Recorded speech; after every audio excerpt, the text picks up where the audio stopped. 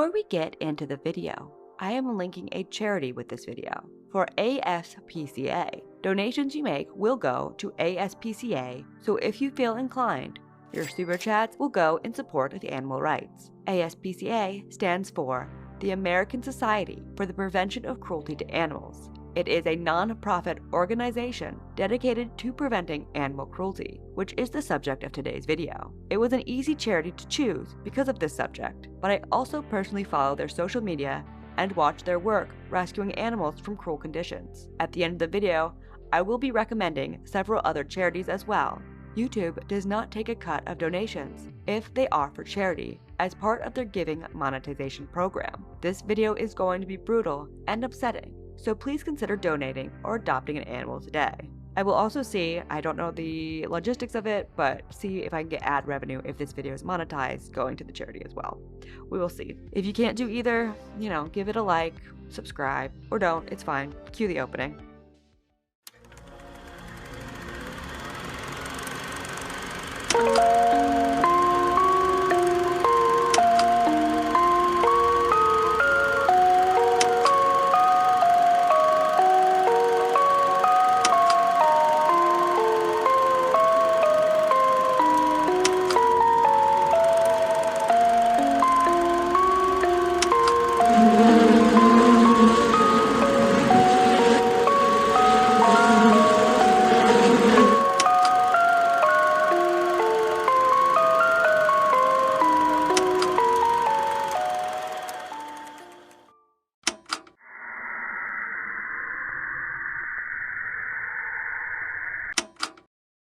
Chapter 1. Introduction to our subject. Legal name, Timothy George Amoroso. Tim is the subject of our video. He has spent decades online producing hardcore animal content that will get me demonetized, mentioning in the first 30 minutes, and has gone by many different names. Timwin, Dog Dude, Rainsters, Mate Pups, Mute Mutt, and Up for Anything 985.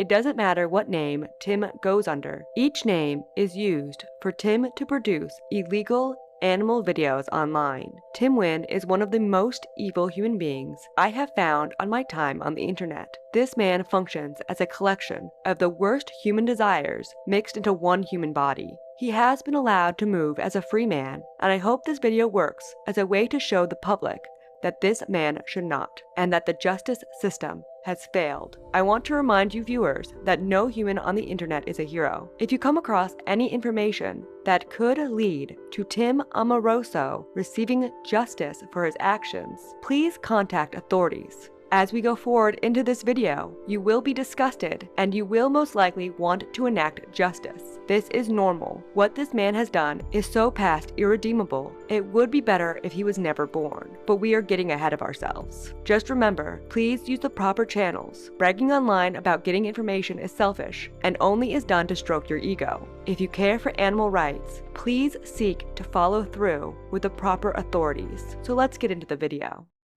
Chapter 2. The Zoo Leaks. In the fall of 2018, something horrific happened to the internet community, specifically towards a niche community known as the furries, as well as those who love animals. Furries are a generalized group of people who feel a connection to anthropomorphic animal characters. There's a whole interesting story behind the community that is described in other videos, but that is not the point of today's video. Just know that furries are known to be sexual. An account via Twitter named Zoosadist tweeted out a thread that exposed many people in the furry community, big and small, for abusing animals for sexual purposes. A lot of furries were implicated, but one became the focus. This one was Kero the wolf, who was focused on the most due to him being a popufur, aka someone famous in the furry community. When the thread first came out, many of the contents were blamed on Kero the wolf due to his name being the most recognizable one. Unfortunately, this caused a lot of confusion because most of the worst content was not made by Kero. Kero did partake in animal sexual cruelty. We'll say allegedly, it was not proven in a court of law, but it's been pretty much proven. But he was a lower level member in the group who didn't partake in the most heinous actions. The ones that came to light from these leaks as committing the worst crimes were one Wolf, aka Ruben Marrero Pernas, and Snake Thing, aka Levi Dane Simmons. These leaks led to 3 people being arrested and many more people being investigated, but there was someone missing from the leaks who was involved. It is unknown why Akela and Pseudonym, the original leakers, did not include this individual in their leaks. Some speculate they wanted to protect this person, and some wonder if it's due to this person being already under federal investigation. I've also seen claims that the leakers wanted to focus on furries, and this person does not identify himself as one. But excluding this man from the leaks was a big mistake. Today I bring you a tale of a monster who lives amongst men. The contents of his messages and activity on the internet are horrific. This man has been terrorizing animals across the western part of the United States of America since at least 1992. His animal abuse, though according to him, started in the 70s. This is the tale of Tim Wynn, or legally known as Tim Amoroso, from Winlocke, Washington. Chapter 3, a preface of how we will go over the information. This video is going to look into the monster that is Tim Wynn. It will go over his life from birth to present. I am writing this June 2024, according to him and his online postings. We will be going generally in timeline order, though some details will be held for when vigilantes for animal rights discovered the information. I want this information to be out there in the most impactful way possible. I want the public to know what this man has done. I don't know law. I am not a police officer or an agent of the law. I am someone who goes down internet rabbit holes and conveys the journey with my audience. I think this way of giving information will have the most impact on the audience, and I think what this man has done and continues to do has to be out there in the open. This is not a comfortable story. It is not a happy story. This is a real-life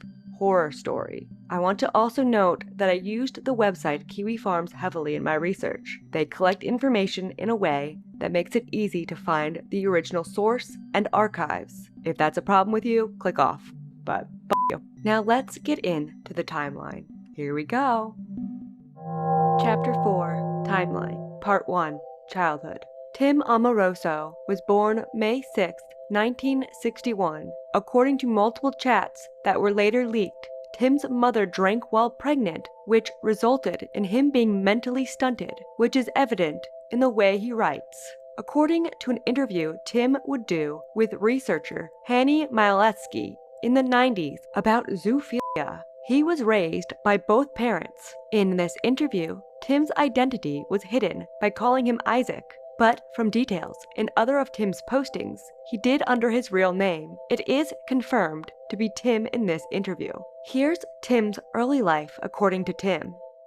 Isaac reported that at the age of 7, an older boy forced him to give oral sex to a dog. That was his first sexual encounter with an animal. He did not like the experience. Isaac further related that, "My folks were not there for me. I had nowhere to turn. My father would degrade me and call me names in front of my peers." Isaac tried to commit suicide while in the Navy because I was alone and rejected by shipmates. He saw one psychotherapist who was a behaviorist. He wanted me to wear a rubber band and snap myself when I thought of sex with animals. In the year prior to the study, Isaac reported he was generally satisfied, pleased with his personal life. Before the age of puberty, Isaac was sexually molested by 2 men, family friends. They fondled his genitals, performed anal sex on him, and forced him to perform oral sex on them. He also had sexual contacts with his niece when he was 13 years old, and with his nephew when he was 14. Unfortunately, the questionnaire did not provide the niece and nephew's ages. Isaac began masturbating at age 12.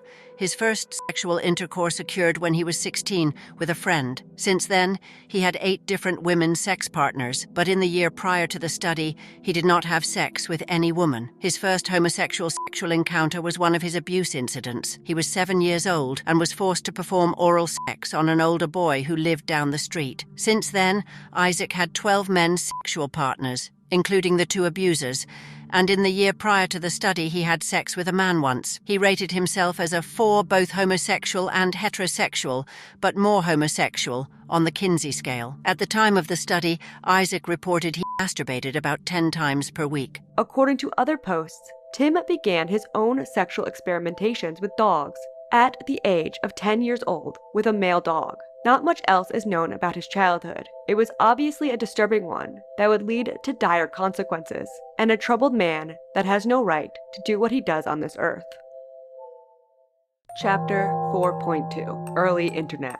The early details of Tim's life are pretty scant until the internet became more accessible to all. Tim's earliest internet postings come from now defunct Google groups. Basically, back in the day, Google groups were a way to connect people into discussion groups for people sharing common interests.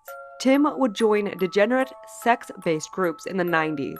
The first group he posted to was titled alt.evil, and he posted December 18, 1992. This post was entitled, Very Evil. This was a fictional story Tim posted, though likely didn't write himself, in which 2 men named Ted and Dave gang rape a rabbit and torture it to death. The replies to this art piece was not welcoming.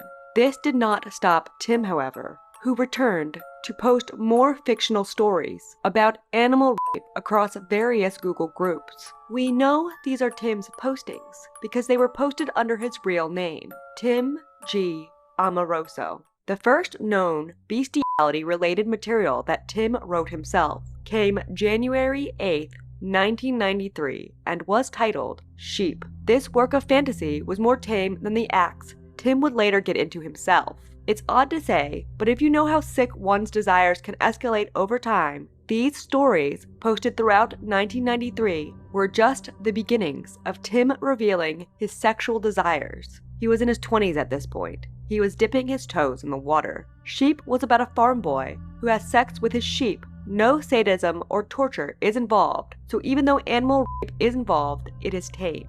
2 days later, he posted a story entitled Animal. This piece of fiction describes a fantasy in which a man can have consensual sex with an animal. I hope I don't have to hold my viewers' hands to explain why animals cannot consent to sex with humans. Again, this is a fantasy Tim wrote where animals had the same mental agency as humans. He posted, during early 1993, 5 works, all to a bestiality Google group. These works all contained bestiality and pedophilia as well. According to paraphilia experts, the most common secondary paraphilia for zoophiles to have is pedophilia. As we continue further, you will see this stereotype is alive and well in Mr. Amoroso. I tried to skim through some of these fictions, but some of the writings were so horrific, I found it hard to get past his descriptions of children around him. He also wrote many of these porns as fan fictions for fictional children stories, such as The Jungle Book, Goldilocks and the 3 Bears, and The Shaggy Dog. I am not completely sure if Tim wrote any of these works. As mentioned earlier, Tim has some mental handicaps, and his usual misspellings are not present in some of these works. In his DMs that we will talk about later on, he obviously cannot spell even the simplest of words. While these stories are not expertly written, they do not read like fetal alcohol syndrome. Small Dick Tim wrote them. Oh, Tim has a small penis. I want to note that now because he's very sensitive. While I try to maintain a level of professionalism while making these videos, I also think adding in some low blows to hurt a pedo zoophile's feelings is kind of fun. So, I will be making fun of how small his penis is throughout the video, just to twist the knife in some more.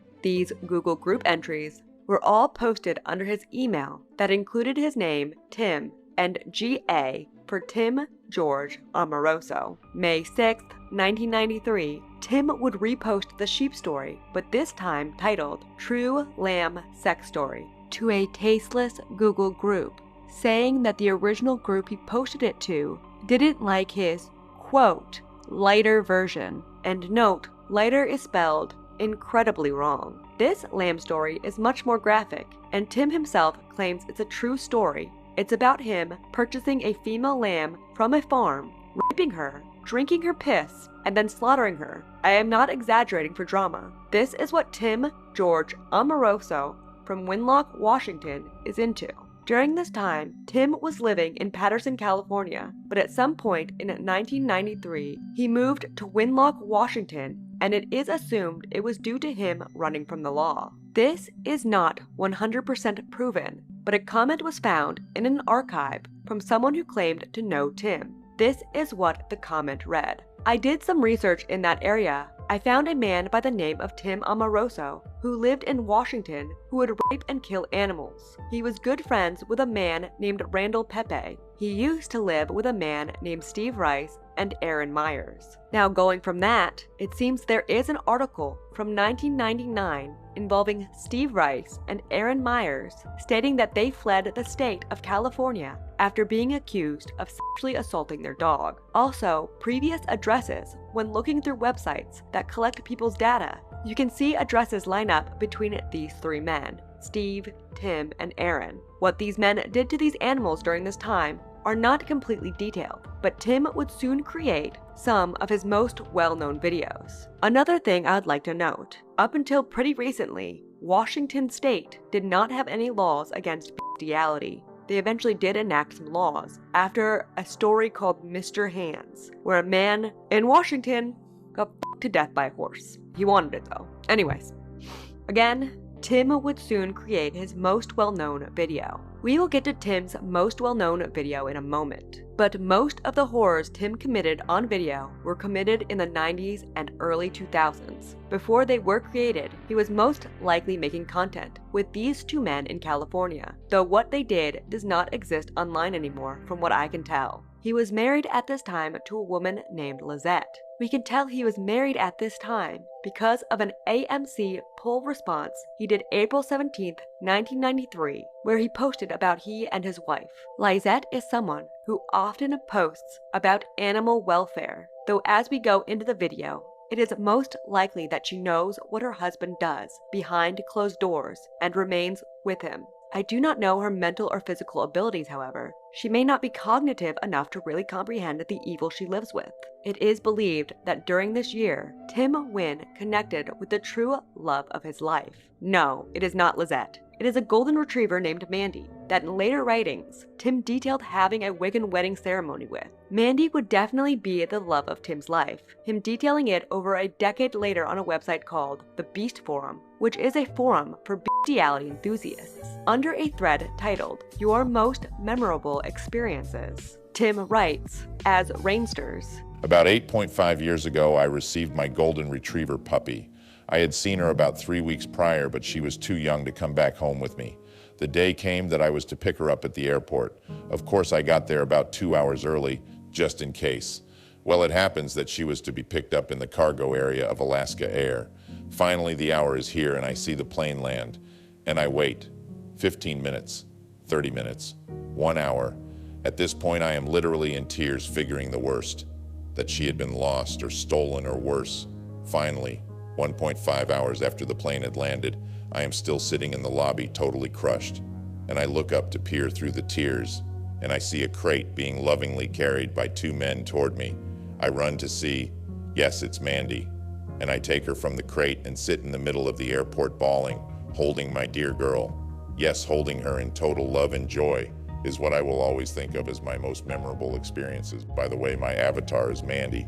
Tim continued posting sick writings across Google groups into 1995. His most well-known was titled Bitch Training, posted May 22, 1994 to alt.sex.bestiality under one of his many aliases, Dog Dude. During his time in the Google groups, that was the name he generally went by, or Tim GA. Bitch Training was a work of writing about how to open your female dog to your sexual advances.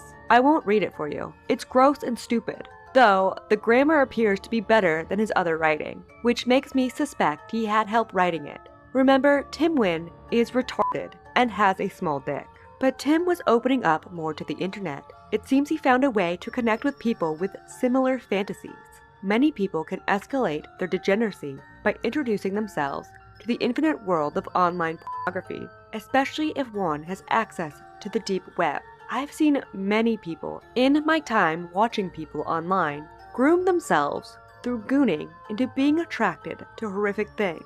Now, I don't think it happens to everyone who consumes adult content, but there are studies into how pornography can change the way your brain functions. However, Tim never needed that in his adulthood. Instead, he was the one tainting others' minds by providing the most sick and twisted videos. He would post ads online. May 18, 1994, he posted he was looking to meet others that liked fucking dogs and other animals in the Pacific Northwest. Tim had a voracious sexual appetite. His need for sexual gratification was so great, he forced himself onto animals and humans alike. He detailed this June 14, 1994, writing, Actually, I'm 33 and I may masturbate 3 times a day, but I'll do it for 2 hours at a shot.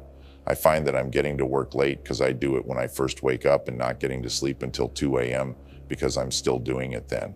It is getting harder and harder to get off. I need more and more kinky things. I use my animals to assist me, licking and stuff. Really, at times I feel out of control. I have forced myself on people and animals. I have picked up strays to do, and even stopped at roadkill and played with it to aid my insatiable desire to orgasm. I'm sure that you are saying that this guy isn't for real. Well, I am. I went to a shrink once and he did no good. I'm sure that this message isn't appropriate for this group, but perhaps some others know how I feel. Is there something I should? Any suggestions? 1995. His strange sexual desires led him to be interviewed by Hanny Miletsky, which I mentioned earlier, in 1995 for her work titled Understanding Bestiality in Zoophilia. Hanny would enter the Google Bestiality group and interview the members, but one member in her study stood out. This person was named Isaac in the study to protect his identity, but it is easy to align this person's life details with Tim's, and discovered that this is Tim telling the researcher his most disgusting secrets. This is technically speculation, but considering the size of these Google groups and the fact that Tim participated in them, I would bet this is most likely Tim, so we will review this. Hanny detailed in her piece that most of the zoophiles she interviewed weren't terrible, though I want to note Hanny is a defender of zoophilia, but that Isaac was particularly sick and needed help. Here are the activities he detailed to the researcher. I have raped female pups. I have slit open the bellies and used the hole for a place to fuck. He continued to detail. I have left many dogs injured as a result of raping them. Hanny followed this up by writing, This is obviously very disturbing, and I wish I could have contacted these people to get more information about what exactly happened. The man who raped dogs sounds like a very sick person, and I discussed his situation later. Further in this interview, he detailed more of his fantasies, which included having sex with children. He also reported to have raped over 100 different animals prior to this interview in 1995. One thing to note, many animal rapists like to delude themselves into thinking human-animal relations are normal and healthy, that animals can consent, and it is no different than Dick and Jane going out and having a good old romp in the hay. Tim knows exactly what he's doing though. Amongst zoophiles, Tim is exceptionally cruel and sadistic. He told Hanny that if he did to humans what he did to animals, he would be arrested. He did, however, say he treated his own levers, his second wife Mandy at this time, very well. He made sure the dog enjoyed the rape. Tim was not much online in 1996. One thing to note, while looking over Tim's life, he occasionally has time of regret where he is less active. Tim knows he's an awful person, and sometimes the voices of reason get to him and he briefly ceases his behavior. January 27, 1996, Tim posted to a sexual addiction recovery group typing, I think that I am a sex addict. I have written down most of my sexual adventures in a kind of bio. Is this a place to post it? I have done many things, but I am now into animals in a big way. Would it offend anyone if I posted my sexual history here? I would like to get the advice from other addicts about the things I have been through and am going through. He got one response. Why no, I wouldn't be offended at all. If you're serious, don't post your tale here. Some of us might be trying to avoid internet porn while using the net constructively, but do share your tales immediately with the nearest mental health center you can find for your own sake. 1997.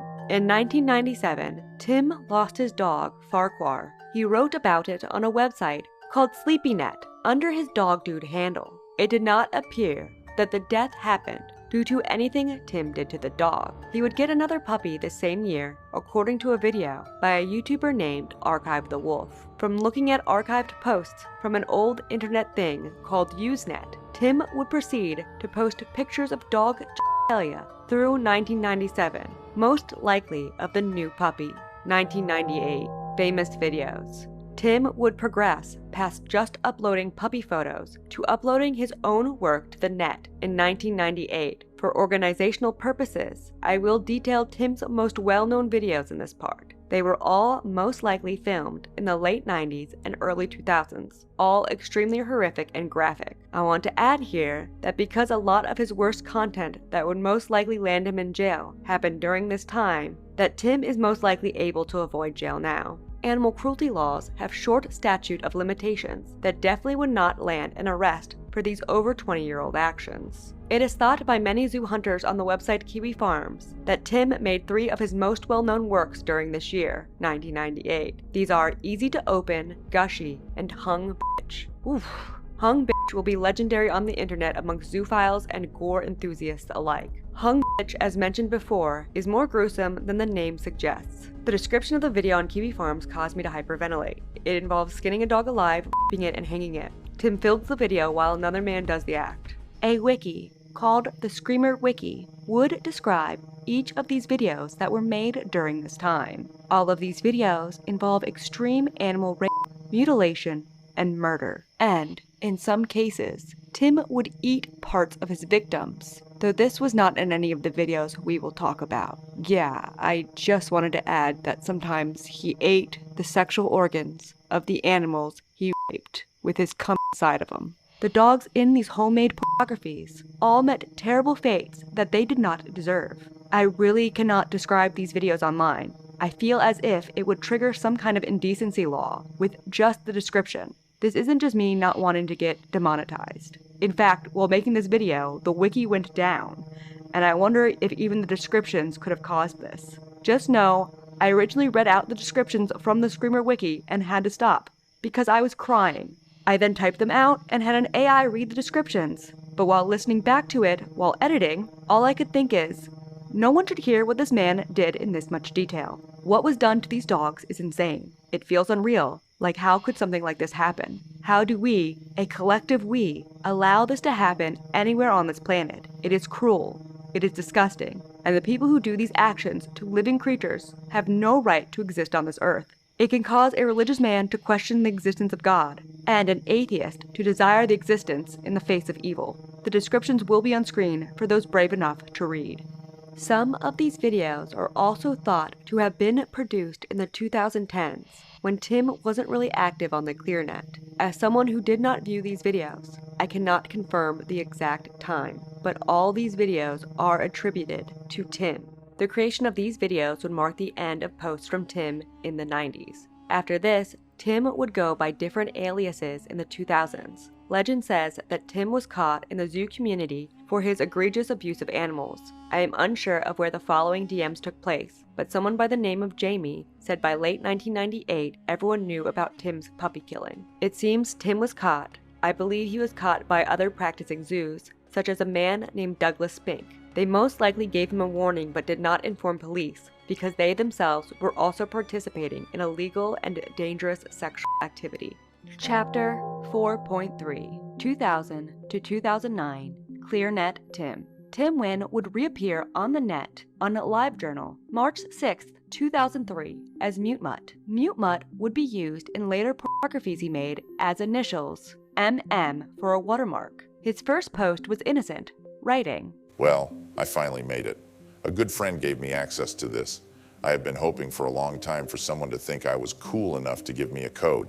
Thanks, man. He would also join Beast Forums and Pet Lust during the 2000s. He had a clean slate now. There, he would begin making pornography with a yellow lab named Chunky. The videos he made raping her were not as graphic as the torture, murder, pornography Tim was producing just a few years before. In fact, some of the videos that I referenced earlier were said to be made during this time, but the ones he was posting to these forums were a lot less violent. And because of this, Tim Wynn would become a celebrity on these more tame zoophile websites. There is almost two layers for animal rapists. The less egregious of the two are the zoophiles, those who, as I said earlier, believe they are in a loving, consensual relationship with their animals. The secondary is the Zoosadists. That's what Tim is deep down. Someone who is a zoophile, but particularly gets off to the atrocities he can commit while getting off. These websites, Pet Lust and Beast Forums, prided themselves on being the former type. Tim had 3 dogs by 2004, Chunky, who he refers to as a porn star, Ira, and Mooey. He raped all 3 of them for content for the zoophile forums. Video titles include Chunky Not Creamy, Screw the Pooch, and Man in Female Dog. Tim would mask his face in these videos to hide his identity. A Kiwi farmer, as Dadu, would describe one of Tim Wynn's videos titled Happy Dog, writing, "It seems likely this was Tim's own little bestiality studio in the 2000s. The video has no sound like other Tim videos. It features a chubby, small-dicked, middle-aged man, Tim, raping several dogs. Number 1, golden dog lying on her back, legs up. Tim is trying to penetrate her. Eventually, cameraman films from behind, and we get a shot of his ass while he's f***ing the dog. Number 2, now the position is reversed. The female dog is on top.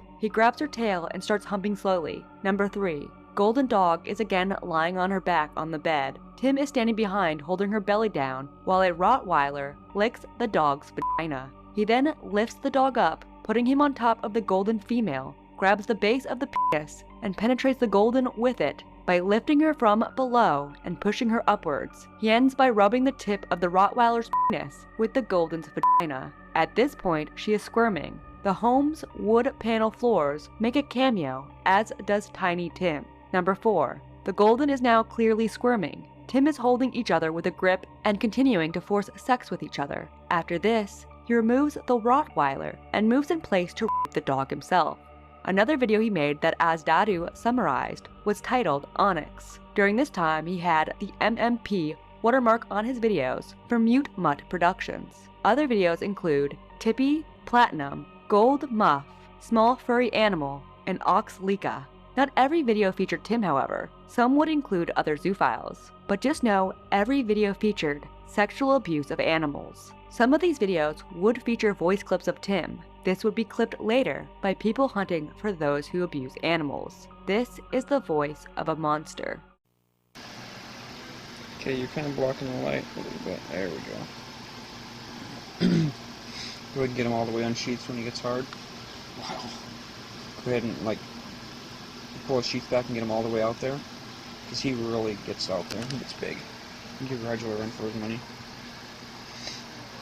He would also post ads to these forums, telling the readers his location, Winlocke, Washington, and invited other zoophiles to make content with him. In fact, Tim would post to the forums, asking to shoot animal rape pornography for other zoo enthusiasts. I live in the upper left coast of the USA. I make all respects good videos. I would love to entertain the idea of shooting private and/or video to be released with others in my area. I have some postings up now that show my quality of footage. I can do any format and also can mask out faces or other identifiable marks throughout the footage.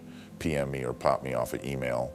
This would later down the line lead to vigilantes doxing the majority of the men who had identifiable features in the videos. Based. Tim's father would die the January of 2005. A decade prior, Tim revealed to his father that he had been molested for years. He posted about this, disappointed, hoping it would maybe resolve feelings in him. This post is from 1995. Today I told my father that I had been molested for years by a neighborhood boy. It was not easy for me and took 20+ years to tell him. The sad thing is that I don't feel better. I feel worse now. I feel like I put the burden on him. Is this normal? I feel like I should not have told him. What do you all think? Thanks. I feel sad. Tim fell back into his regretful ways after this. Tim switches between truly enjoying what he does to animals and feeling deep regret. Often the regret is either fake to escape the consequences of his actions, or it is Tim realizing he is a monster while drinking too much. He posted this on April 7th of 2005. It is so true that you cannot escape your past. It's a huge circle and always comes back around to slap you in the face. Over and over I get slapped, but really I doubt that I will stop trying. It's just in my nature to wish to be accepted. I probably will go to my grave wishing I could change my past, undo the pain that I have inflicted, but I can't. I try to move on, but the circle just continues to present itself. There is a way to escape it, but some say only cowards and fools do such. Am I? But Tim wasn't that remorseful, because just 3 days later, he posted to LiveJournal about eyeing sexy dogs at a dog show. In 2006, one of Tim's friends died. In April of the following year, April 27, 2007, he would post about it to the Beast forums. This video is different than my normal man/female dog videos I have posted here. This video is of a man, you have seen his penis and body, that passed away last year from a diabetic problem. Paul knew he was in ill health for years, and he had asked me many times upon his death that I release the video of him unedited with his voice and face. I gave this many months of thought and time. I have chosen to honor his request in this manner. I have selected some good stuff out of his videos and put together a slideshow in this video clip. Please feel free and pass the video around. That is what he wanted. Please don't alter this, for this is his and my last video. This friend passing away really left a mark on him, even a year later. August 29, 2007, Tim posted to his LiveJournal. I see it's been over 2 years since I posted here. Not really sure where to start. I guess with today, I decided to build an actual kennel on my property. Going to contact some contractors to see what the costs are for the slab and footings. Mandy, well, she is still alive, but is very old and tired. Man, it is so hard to see. As most everyone knows, about a year ago, I lost a good friend. I still think of him a great deal. I wish I could have seen the future. My work is going well. I will think of more things and more in-depth things to speak on soon. The man in the video would be doxxed after Tim uncensored him. Tim's most important wife, Mandy the dog, passes soon after this as well. In the September of 2007, Tim's friend found a lump on Mandy's head, and then in October, Mandy was put to sleep. Tim wrote to his LiveJournal upon her passing. Passage of Mandy. At about 1600 today, Mandy was put to sleep. Mandy was with myself and my wife at the point of her transit. I was on the floor in the vet's office with my head next to hers and body next to hers as I felt her pass. Mandy had a very fast-growing tumor, and in the past 4 days, things had gone south very fast. Mandy is survived by Bubba, Lodi, Sammy, Ryan, and Colin. Mandy was 11 years, 5 months old, May 23, 1996 to October 17, 2007. Today tops the list of bad days of the passing of my mother, Goober and Paul. I find it very cruel joke that whatever decided dogs are so short-lived. Tim would say that he told Mandy not to wait for him at the Rainbow Bridge. For you non-animal owners, people often say when a pet dies, they descend over the Rainbow Bridge to pet heaven, where you get to see them. I am sure people say this about humans as well, but the Rainbow Bridge is something I specifically hear about when a pet passes. Years later, Tim would write this about Mandy's passing. I think there is a place, Rainbow Bridge, that they wait for you all happy and healthy. They go with you to your heaven when you cross. I'm a bad person, I know it. I ask my beloved not to wait. My greatest fear is that she is. 2009, gets caught by Doug. Tim would continue making content on the Beast forums and Pet Lust, but in the background, he was also making more horrific content for the deep web. According to Archive the Wolf, zoophiles who were opposed to more sadistic animal rape were able to link the Rainster's videos to the torturous pornography found on the deep web. While maintaining this normal zoo and minor celebrity persona, Tim continued to torture puppies and other animals and film himself doing it. The same video sharing advancements that turned him into a celebrity on ClearNet zoophilia sites also let his torture films be shared by himself and others. But this increased spread also meant he no longer had complete control over their distribution. And eventually, these would come to the attention of a zoophile and zoo ally vigilante group. Parsing details from the torture videos that matched the videos put out under his Rainster's persona, they were able to corner him and make him confess, before letting him go, under the promise he would stop. This part of the story is not well documented online.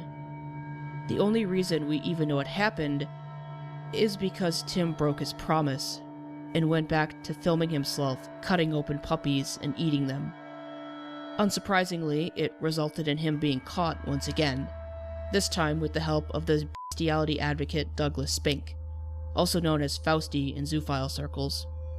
And once again, despite knowing his history and seeing he had no intention of stopping, the zoophiles and zoo allies let him go once again. This would cause famous zoophile enthusiast Douglas Spink, if you'd like to know more about Spink, check the Zoophile series by Toad McKinley, to confront him for his heinous actions. Nobody who hates zoosadists more than zoophiles. Nobody.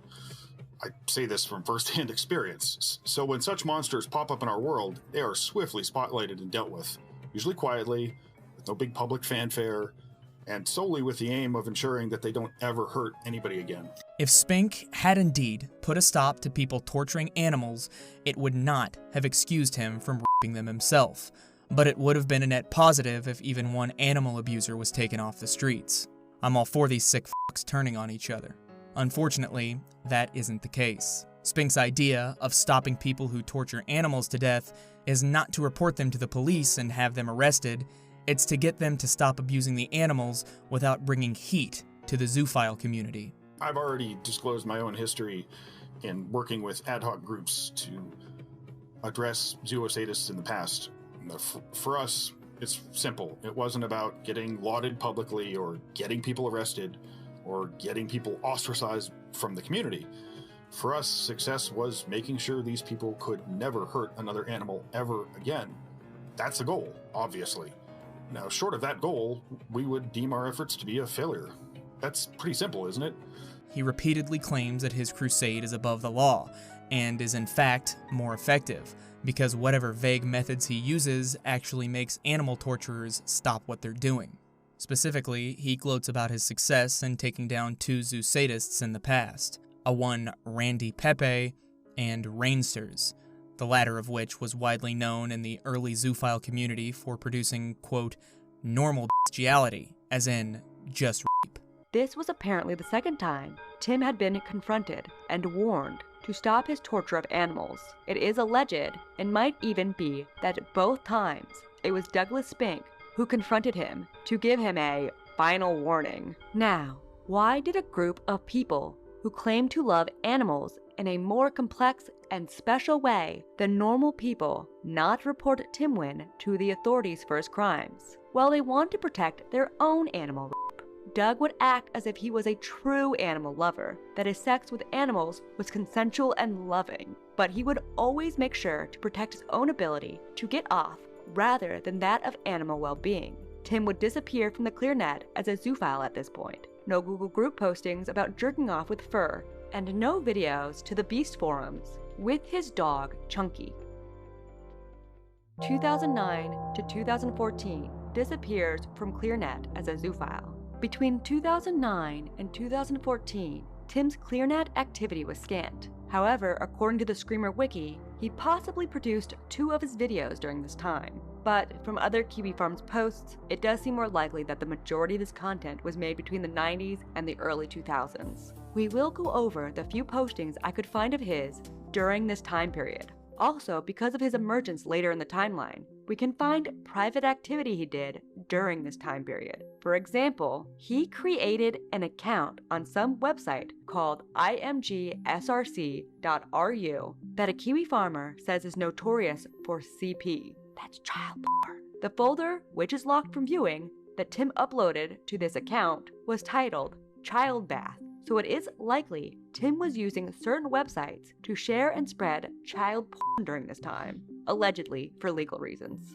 He also posted to websites in 2012 called Dreaming Demon under his Rainsters account. One would think he would be careful, but Tim has been murdering and raping animals since his childhood and has remained free. He doesn't need to be careful. The laws don't help animals. Dreaming Demon is a site that is concerned with grotesque news stories. On July 24th, 2012, he joined and posted about a bestiality brothel in Ottawa. Even when he is supposed to be remorseful for his animal rape, he doesn't stop.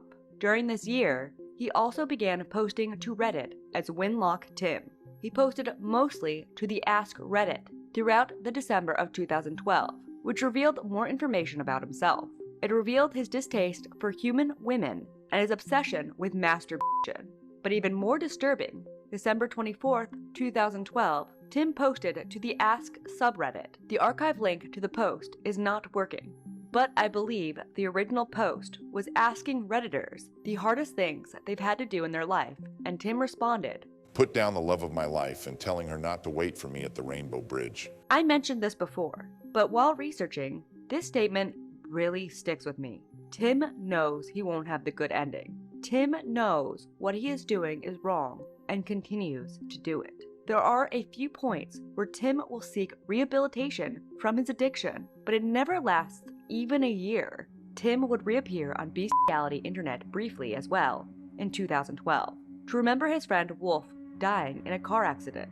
June 13th, 2013, Tim posted announcing his dog Tippy had passed. In the fall of 2013, Tim would be more open on Reddit with his sexuality. He seemed to be testing the waters under his Winlocke Tim account. Perhaps he felt confidence because his arch nemesis, Douglas Spink, had been sent to federal prison for his crimes against animals and violating his parole in 2010. He was released in 2013, but was on parole and was sent to prison again in 2014 for violating parole again. He seemed to be too busy to follow through with his threats to Timwin, and Tim soon would go back to being open about his crimes. July 31st, 2013, he posted to the Portland subreddit, complaining about how hard it is to get free puppies. On August 8th, 2013, he posted to the subreddit r/sex with dogs. "Wouldn't being with a puppy be like being a zoo p***o?" August 27th of the same year, he posted this to r/dirty pen pals. "I'd like to chat with those that like to /fantasize about topping young animals. Nothing is too gross or brutal. Lambs, puppies, kid goats, small and impossibly tight. No human stuff, please." September 15th, 2013, Tim responded to a Reddit thread titled, "Explain it to me like I'm 5. Files of Reddit. What types of things do you usually keep in your vans?" Tim responded as Winlocke Tim, "Dog bones and Astroglide." October 26th, 2013, Tim responded to another Ask Reddit thread. "I am sexually attracted to puppy bellies. I love how they look, taste, and feel." Chapter 5, 2014 to 2018. Tim joins the Zoosadists. Tim was posting quite a bit on Reddit early on in the year, but in February 2014, Tim joined a website called E621. According to Wikifur, E621 is basically a website where you can tag images. There are other websites like this, for example, something called Danbaroo was what I saw referenced, but this one is specifically for furry porn. There are tags you can follow to find particular porn you're interested in. I personally don't understand this stuff, but I don't like to spend my time looking at Starfucks, 64 porn, or Sonic, or whatever the fuck. Tim joined the site under the name MatePups. Here are an example of tags that Tim was into on this site. Again, Tim Amoroso, Timothy George Amoroso from Winlocke, Washington, is into all of what I'm about to list. Amputation, amputee, anthro, blood, bodily fluids, cave, death, decapitation, disability, disembowelment, erection, female, genitals, gore, focus, group, hardbore, male, necrophilia, penis, severed head, gore, amputee, anal piercing, blood from pussy, blood in pussy, blood on body, blood on face, dismemberment, eaten raw, exposed breast tissue, oh my god, that's fucking, exposed breast tissue, exposed muscle, genital mutilation, genital piercing, genital torture, genitals, gore focus, grotesque death, anthro, anus, child, cub, female, blue eyes, no one, not so bad, bodily fluids, canine genitalia, canine penis, claws, crib, crying, erect nipples, female feral, flat-chested, child again, clothing, clothed, female, yeah, okay, volley, oh, wow, oh, I'm getting loud, sorry, wait, yeah, this is so bad. This account would eventually be hacked in the 2020s, and we can see his first DM he had on this. This DM occurred February 3rd, 2014. A person named Stallion4Cubs was DMing Tim, writing, "It does seem like we share a passion for the very young, winky face. If you don't know what cub means, it's furry code for underage." Tim would respond a few days later, Yes, I see that we do. I so love huge toys and cocks ripping into the tender ones. To which Stallion for Cubs responded. I have a rather big cock myself. Tempting thought. Tim was fully into his darker side on the internet now. He teased about his interests in 2013, but it's unknown if he continued to torture animals offline between the years listed of 2009 to 2014, but it's most likely he was, and in 2014 he became fully out in the open about what he was interested in. He must have felt safe from the threats of Douglas Spink. Doug was back in prison by May of 2014, and Tim was free to be as sick as he pleased. In March of 2014, he began posting openly as Winlocke Tim on the subreddit r/bgality. No, PL did not drug them. She was just well trained and very used to cock. Canines are mostly tight and hot. Goats and sheep are like f***ing warm butter. And in May of that year, through the end of the year, Tim was very openly posting to the subreddit r/pics of dead kids. He was complimenting these photos with comments such as, It's a great picture. Great stuff. Thanks for the post. Hot. Very hot. These comments were getting more perverted. In August of 2014, Tim was posting these comments in r/pics of canine vaginas. Bestiality should be legal. Yummy cream pie. That's a love lube. She looks well used. I like eating retriever beaver. Also, August 9th, 2014, Tim joined the white supremacist website Stormfront, posting as Winlocke Tim, and posted his first post on the same day. Hi, I am happy to find this forum. I feel that with the current political atmosphere and high office holder, things are very grim for the hope of racial equality. The white man is being thrown under the bus in a big way. I hope with this forum we can start to change the tide of things. I am happy to take PMs anytime. I am a dog lover. My place of employment is all white. Smiley face. User Isaac Conrad replied to Tim with, To hell with racial equality. We're not equal. We're not the same. The world would be a much better place if we'd just accept that and move on. Not to say you were championing equality, that part just stuck out at me. I'm a dog lover too. We've got 4. What kind of dogs do you have? Or rather, what kind of dogs have you? Huh. to which Tim responded, I was not saying that I want racial equality. What I was trying to say is that in this country, we, white race, is now thought of as below most other races. So to getting back to a place that we're thought of as equal would be a good start. About the only thing the mass media feels is below the white race is a white man. It just sucks these days. I have golden mixes, 4 of them. Also, one of my girls is a purebred golden. What breed of dogs do you have?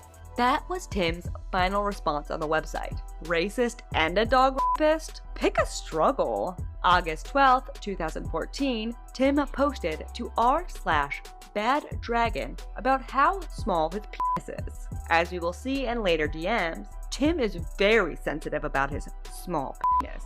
I've seen this penis. He says in this post from August 12th, 2014, his dick is 4.25 inches. It is not. It is way smaller than that. I'm sorry, I peeked. It is way smaller than that. And, very, very ugly. Tim, I am laughing at you. We are all laughing at you. I will be making fun of him for his insecurities throughout this video. Just know these insults are not about anyone else but Tim. And these insults are merely a tool in hopes to cause him some misery in his life. If you have mental functioning issues or a smaller junk, I'm not making fun of you. I'm making fun of a rapist whose feelings are hurt when this is mentioned. This isn't about you, Kim. I'm sure I'll get some complaints, but f*** you, I don't give a shit.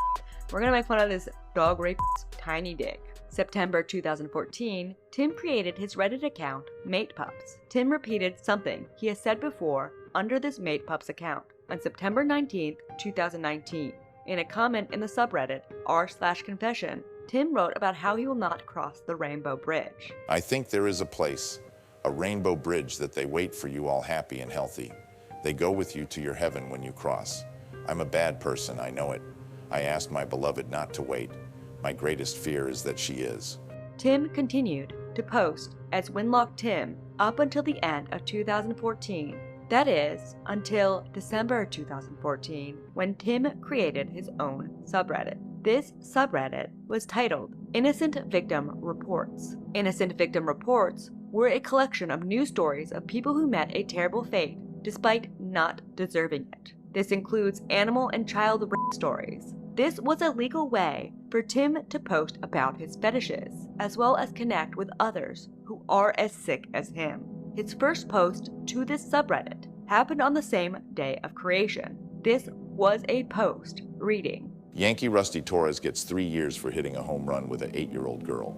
He was still posting as Winlocke Tim in 2015. I did say he stopped posting as Winlocke Tim in 2014, but he did a few times in 2015. The majority of these posts would be suspect, but in November 2015, November 7th to be exact, Tim made an all-new main Reddit account.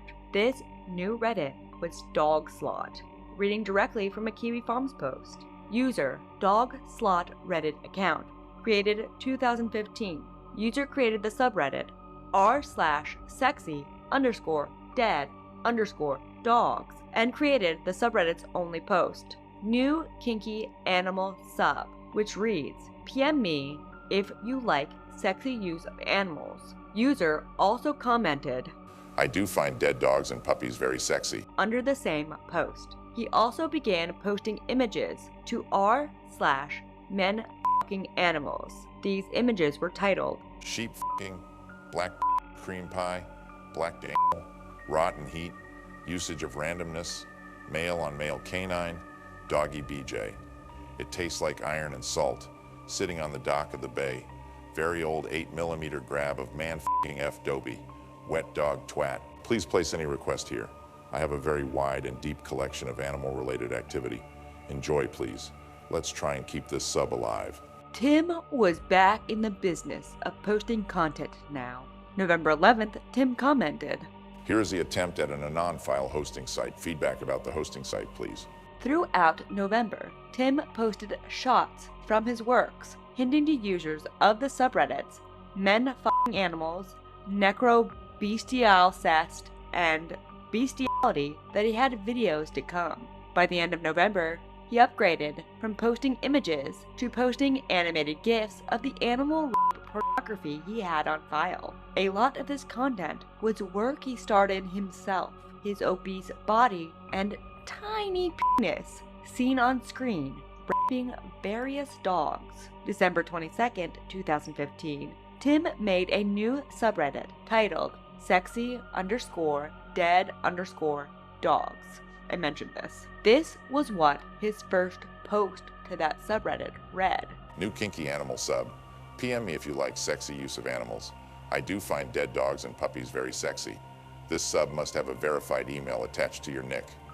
Chapter 6, 2016, DMs. Someone new came into Tim's world in 2016. Tim would become connected to more zoophiles in this year and produce a piece of content that eventually led to many zoophiles being caught. But we aren't quite there in the timeline quite yet. January 1st, 2016, a YouTuber known at the time as Kero the Wolf would join Reddit under the account The Dog Man 2. It has been discussed in many videos, proving that this account belonged to Kero. Kero was very important in this stuff because he was the most famous person involved. Joshua, aka Kero the Wolf, would on this day message Tim Wynn, who was the moderator for the now banned Hard Bestiality subreddit called r/Animal Nightmare. Josh requested access to this subreddit. To get access, Josh revealed to Tim that he had plenty of his own hard zoophile rape content. He said that he had 5 gigabytes of torture animal rape from the dark website Animal's Nightmare. This caused him to allow Kero into the closed subreddit. I'm going to read directly from a Kiwi Farms user who posted about these DMs between Kero and Tim. The following DMs are presented in chronological order from the oldest to newest. DMs written by Joshua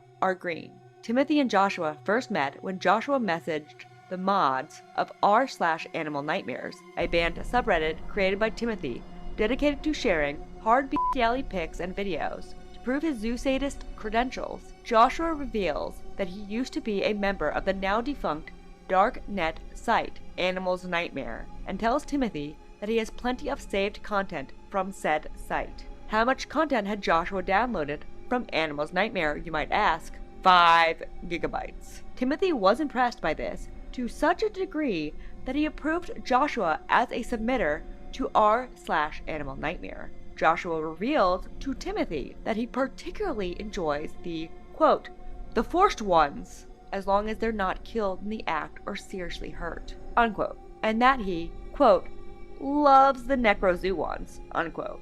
I'm not sure where Timothy is referring to when he talks in this message about posting things, probably r/Animal Nightmare. What's notable here is Tim's effusive praise directed towards the content that Joshua produced and shared with him, presumably also on r/Animal Nightmare. Joshua goes into detail as to how he defiles the dead animals he finds on the side of the road. Timothy gives us a partial list of the various animals he's raped/tortured/murdered/defiled. For the first time, Timothy reveals that he's f***ed cats. Sorry. I love cats. F*** you, Tim.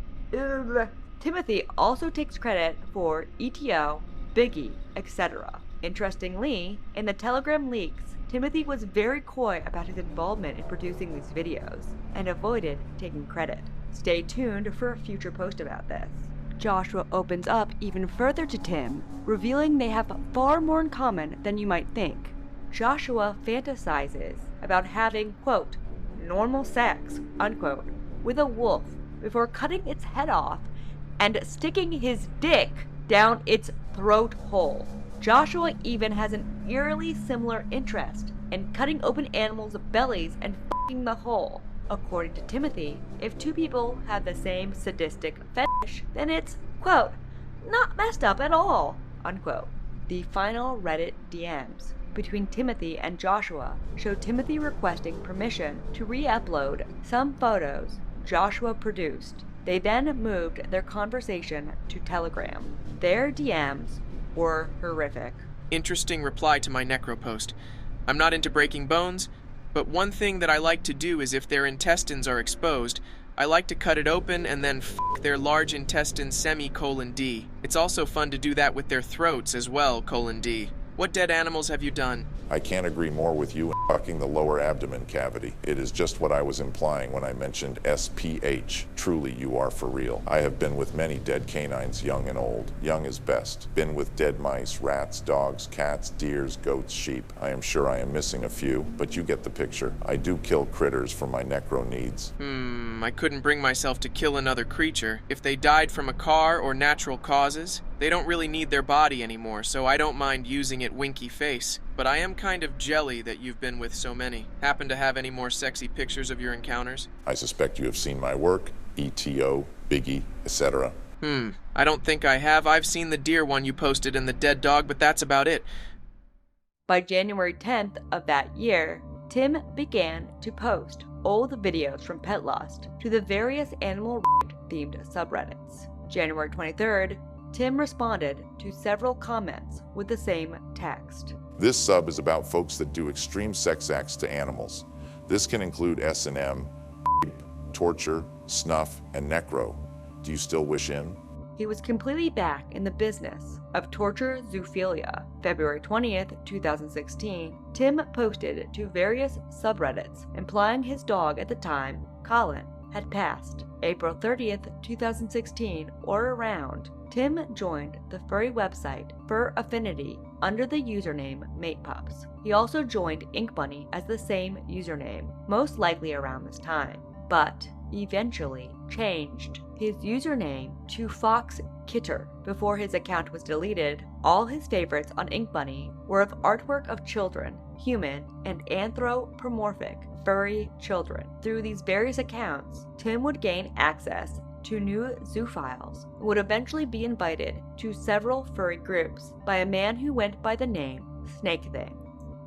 Chapter 6.2 Snake Thing and Tim Meet Up. In 2016, Tim would make connections to be invited to several Telegram groups by Snake Thing, also known as Levi Dane Simmons. Telegram is a more secure messaging application that enables people to share more not safe for work content that cannot be traced back to the user. According to Archive the Wolf, It turned out Snake Thing and Tim only lived 5 hours apart, and the two would begin to plan in these DMs something horrible before the event. In 2016, Snake Thing and Tim planned to meet up in Coos Bay, Oregon, at a motel. They got their hands on a Craigslist puppy. I believe it was a female pit bull. They took the dog to the motel and proceeded to violently rape her. First, Snake Thing would rape her for a while Tim filmed. Then Tim would finish the rape in the bathroom alone, embarrassed by his very, very itty-bitty, tiny little baby dick. What they put the small female puppy through that night was a nightmare. They would later describe the acts in DMs. I like the part that she is flopping around her around. Good. I agree with you there. And when I start to push into her and she starts standing up, XD. Yeah, she was hurting. Oh, heck, don't worry about not getting hard. Heck, I am old and it's not always easy for me.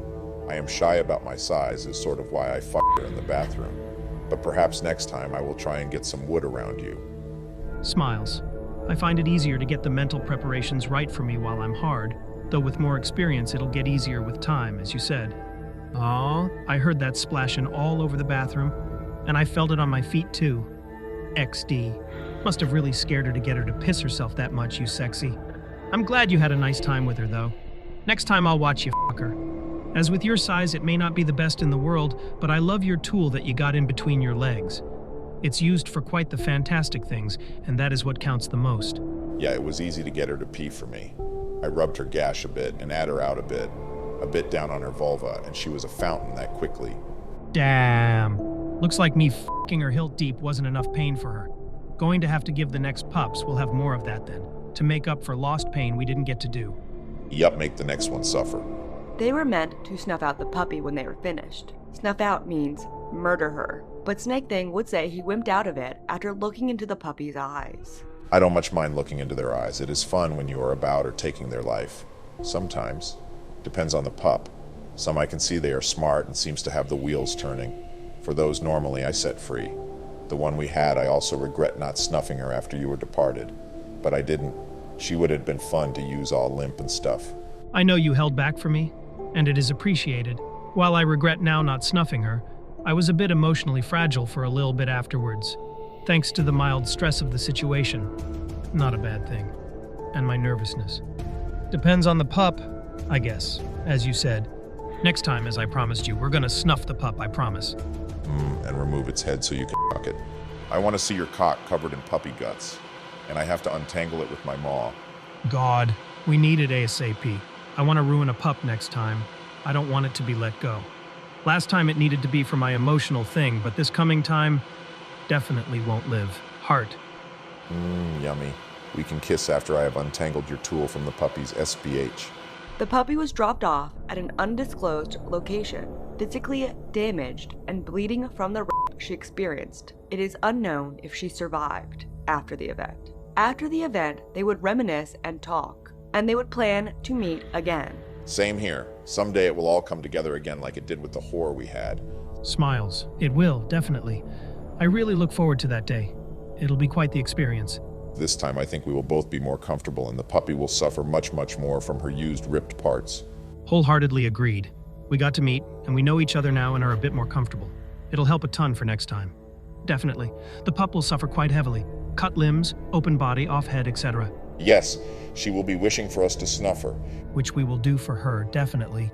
But only after she's suffered trauma to at least most of her body and organs from humping and toying. But if we can't get a pup, at least I'd be happy to cuddle with you. In case you're so awesome. That would be nice too. But they never made it past plans in the meetup. Next time you keep a trophy. A lil towel with its own story to tell. Oh? What could I keep that won't decay? A bone? I guess since you can't use your freezer, perhaps a large tuft of fur. That could work. If we are outside going camping or something, we could skin a bone too. Me and you can keep one, each of the biggest ones. Not sure what else, however. Hey, or we get a bone from the pup. Break it in half and you keep one part, I the other. Oh, yeah, that sounds great. We could carve our initials on each other's bone. C. LDS is mine. I love it. We could use it as an anal toy for each other. As long as it ain't gonna splinter in me, then I will use it as a toy, definitely. Well, we put the unbroken side in silly. Other details were revealed in these 2016 to 2018 Telegram chats as well. such as that Tim Wynn is the Jeffrey Dahmer of the Zoo Files. Giggles. Of course! Whenever we get a pup, you have permission to cook what you want from it in my house. Though you may need to get me a nose plug or something, maybe. XD. I think I may be fine as long as it isn't a bad smell. Sounds like a plan. We'll see. Hugs. It does. I like to fry up the female sex organs. Ooh, really? Oh, whoa. Is it good? You won't bacon lube in there, will ya, if you end up cutting her open back there? XD. Giggles. I love it. I bet. It sounds like quite the tasty treat. The DMs also showed Tim sharing links to child pornography on the deep web, allegedly. I did not check these links to confirm, but that is how Tim described this himself. Tim also invited Levi to join another .onion site called Animal Hell, which is a private site for producers of extreme animal torture, rape, and necrophilia pornography. I can perhaps get you a vote on Animal Hell. It's a private site for producers. Ooh, really? That's rather exciting. I'd really appreciate that. Hugs tight. You will have to contact the admin of Animal's Dark Paradise. Tell him Mate Pup sent you. He will start the vote on Animal Hell. You will then have a place to put your vids if you so choose. Where do I contact him at? And all right, is the place semi-active there or just the occasional post and or discussion? And thank you. Kitty face nya. The DM also revealed Tim and his wife's marriage was on the rocks. How have you been? Hanging in there. Aw, things been getting you down? Nope, not much. Wife issues, but that is nothing abnormal. Aw, my condolences, hun. I hope things get better for you. Hugs tight. Wishing one and shitting the other. See what one you get.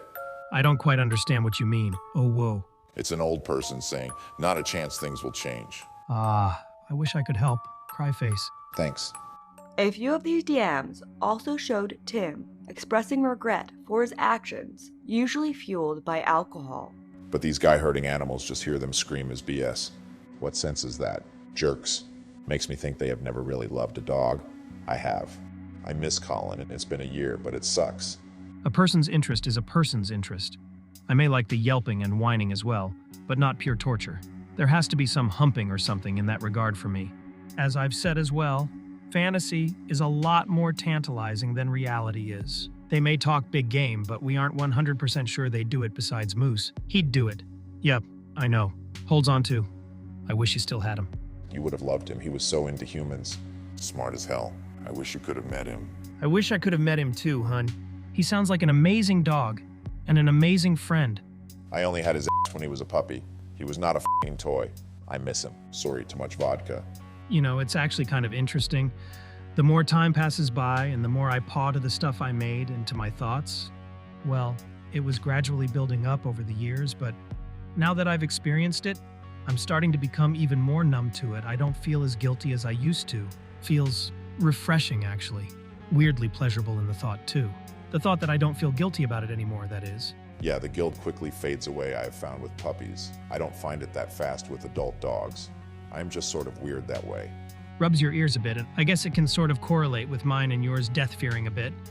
Adult dogs kind of know they are alive, and they've had a whole life ahead of them, per se. Pups are pups. They haven't experienced much life, so it comes to reason that it's easier for you because they barely have a life to snuff out in the first place, besides what beats in their chest. Plus the innocence thing too, which is great. That is how I look at it with pups, for sure. Adult dogs perhaps have known love and have trusted humans. Then to betray them in such a way is sort of repulsive to me. Don't get me wrong, I have and prob will do it again. But thinking about it too much can lead to a guilt trip big time for myself. There is something weird, though, that happened around the time of the violent rape in the fall of 2016. Tim created a new Reddit account called Up for Anything 985 and posted to an addiction subreddit on September 20th, 2016. I am a sex addict, and I have acted out in very bad ways. I am in a sex addict group and have some 3 weeks of sobriety. I am having problems about sharing my thoughts and my past with the fellowship. I feel that I will be rejected when they find out what I am. I don't deal well with rejection, and most likely will run if I sense it. I can't go back to the way I have been my entire life. I have hurt so many animals from acting out that there is no way the members or God will accept me. I will end up as always, alone, sitting in a corner being ignored. It hurts too much. I will just end it if that comes to pass. This is my last chance to fit in. Someone commented, "Hi, I'm a sex addict as well. You have the same fears that many of us had. My experience has in the meetings is that the members are very supportive and understanding. That said, I believe that certain details should be only shared with a sponsor. When I attend a meeting, I don't go into detail with the group because it may trigger someone else. Do you have a sponsor? To which Tim Wynn responded, Yes, I do. He seems to not wanting to help me dig into my junk. I'm not sure I chose the correct one. But Tim would still be posting about dog rape in these Telegram groups, while acting like he wants to get help for his addiction. 2017 came, and Tim Wynn never got help for his sex addiction. He was still in these Telegram groups, lusting after animals. He was also on E621 in January, looking for an artist with, quote, 0 limits, unquote. By the end of January, Tim was fully back in, sharing his own work in the Zoosadist Telegram groups. February 20th, 2017, Tim almost quit making content though. It wasn't his conscience telling him that raping animals to death and murdering rabbits to use as cock sleeves is gross and weird. No, it was because he was made fun of for having a small penis. A man in poor English made fun of Tim's penis in some of the videos he posted. Tim took to DMs to cry about it to Snake Thing. Faker and the man of easy to open have a cock too small, so probably use dildo. Because with a cock so tiny can't do nothing. Perhaps set him right. Told you I was small. Man, he's a dick. He actually already asked me about you, but I didn't want to give confirmation to him because I wasn't sure if you wanted that. No, you're not. Oh, whoa. I've been trying to be nice, but he is insulting me. I'd honestly just block him, TBH. He's an okay guy, but he really can be a butthead at times. I'm honestly a bit mad at him for insulting you. That's BS. So is that what folks think and say about me? Damn, that sucks. I should just go. He was ready to quit. Perhaps I need to just take a step back. This stuff isn't for me anymore. Ah, what stuff? Puppy stuff or talking to people kind of stuff? Apologies, I get confused a bit easily. Just trying to make sure I don't misinterpret your message. Talking with people. He is blocked. I know what you mean. It can be exhausting. It's nice to talk to friends you've known for a while, but new people can get really iffy. And all right, hugs. Had he just chilled the out, I would have given him something, but no. He had to call me small. That hurts. I just know people are saying that about me. Exactly. He really should have chilled/needs to chill. And yeah, that was totally shitty of him.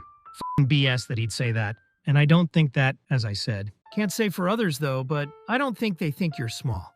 You're just nice. Lots of people laugh at me. It sucks. He even stewed over this the next day. Hope you slept well, hun.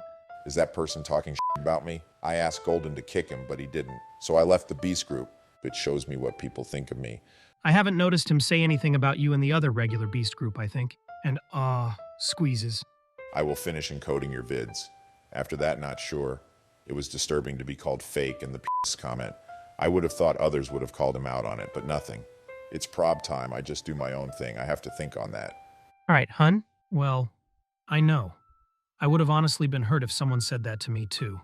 Being called a fake isn't necessarily the worst thing, though, as I'm sure many people claim ownership of other people's stuff all the time in an attempt to trick trades and all of that. The PS comment, though, is f***ing BS. I'm still pissed at him. What do you mean by your own thing, if I may inquire? And all right. Leave this way of communication Telegram for starters. I have yet to make up my mind. He was very sensitive after this. Well, if you want my personal suggestion, I'd be happy to give it. Up to you, of course. I know, hugs tight. Sure, advice is good. Since I am dumb and have a tiny cock. Hey, don't do that, hun. You're not dumb at all. And you most definitely don't have a tiny dick. My personal recommendation would be to do what Pero/Richard did. And just nuke your account here and create a new one. Don't join any groups you don't need to outside of the ones that I made. And keep in contact with the few people you want to. A fresh start, per se. Not a bad idea. I will think on it. I hope you're having a good day, hun. Yep, even for a needle dick. April 20th, 2017, Tim made new content for the group titled Beastie Beast Beasts. He would tell Snake Thing about it days earlier, saying it involved, quote, lamb pussy, unquote. He also said he was going to sacrifice this lamb. Tim would tell the eager chat of what was to come. I like this. Isn't this also a sacrificial thing as well? That'd make good sense given the situation. She is the one closest. Yes, Earth Day. How much did she cost? Not too bad, actually. Gaia will love it. She will. No different to hiring a prostitute. But it'd be a prostitute that is actually worth the money. Exactly. Damn, that's gonna be a good time. Any bondage at all around be hot. Trade it in for a puppy to snuff. Sorry to be a party pooper, I just desperately want a new easy to open. Gushy, Lumper, or Lakers Day vid. That guy was a god. Easy to open is still my fave. Well, I'm sure after all the milder fun it might happen. You're not sure anything will ever top that in my book. He would proceed to tease some images for the chat members. 2 days later, April 22nd, Tim posted the Earth Day video. The chatters were excited. This is the first new content I've seen Tim put out on the internet since the 2000s. He was probably still making content, but I do not have evidence of this, and neither did the police. This chat became a home for Tim. He found his kind. Tim would even get birthday wishes from his fellow Zoosadist. Chapter 7, 2018 Zoosadist Leaks.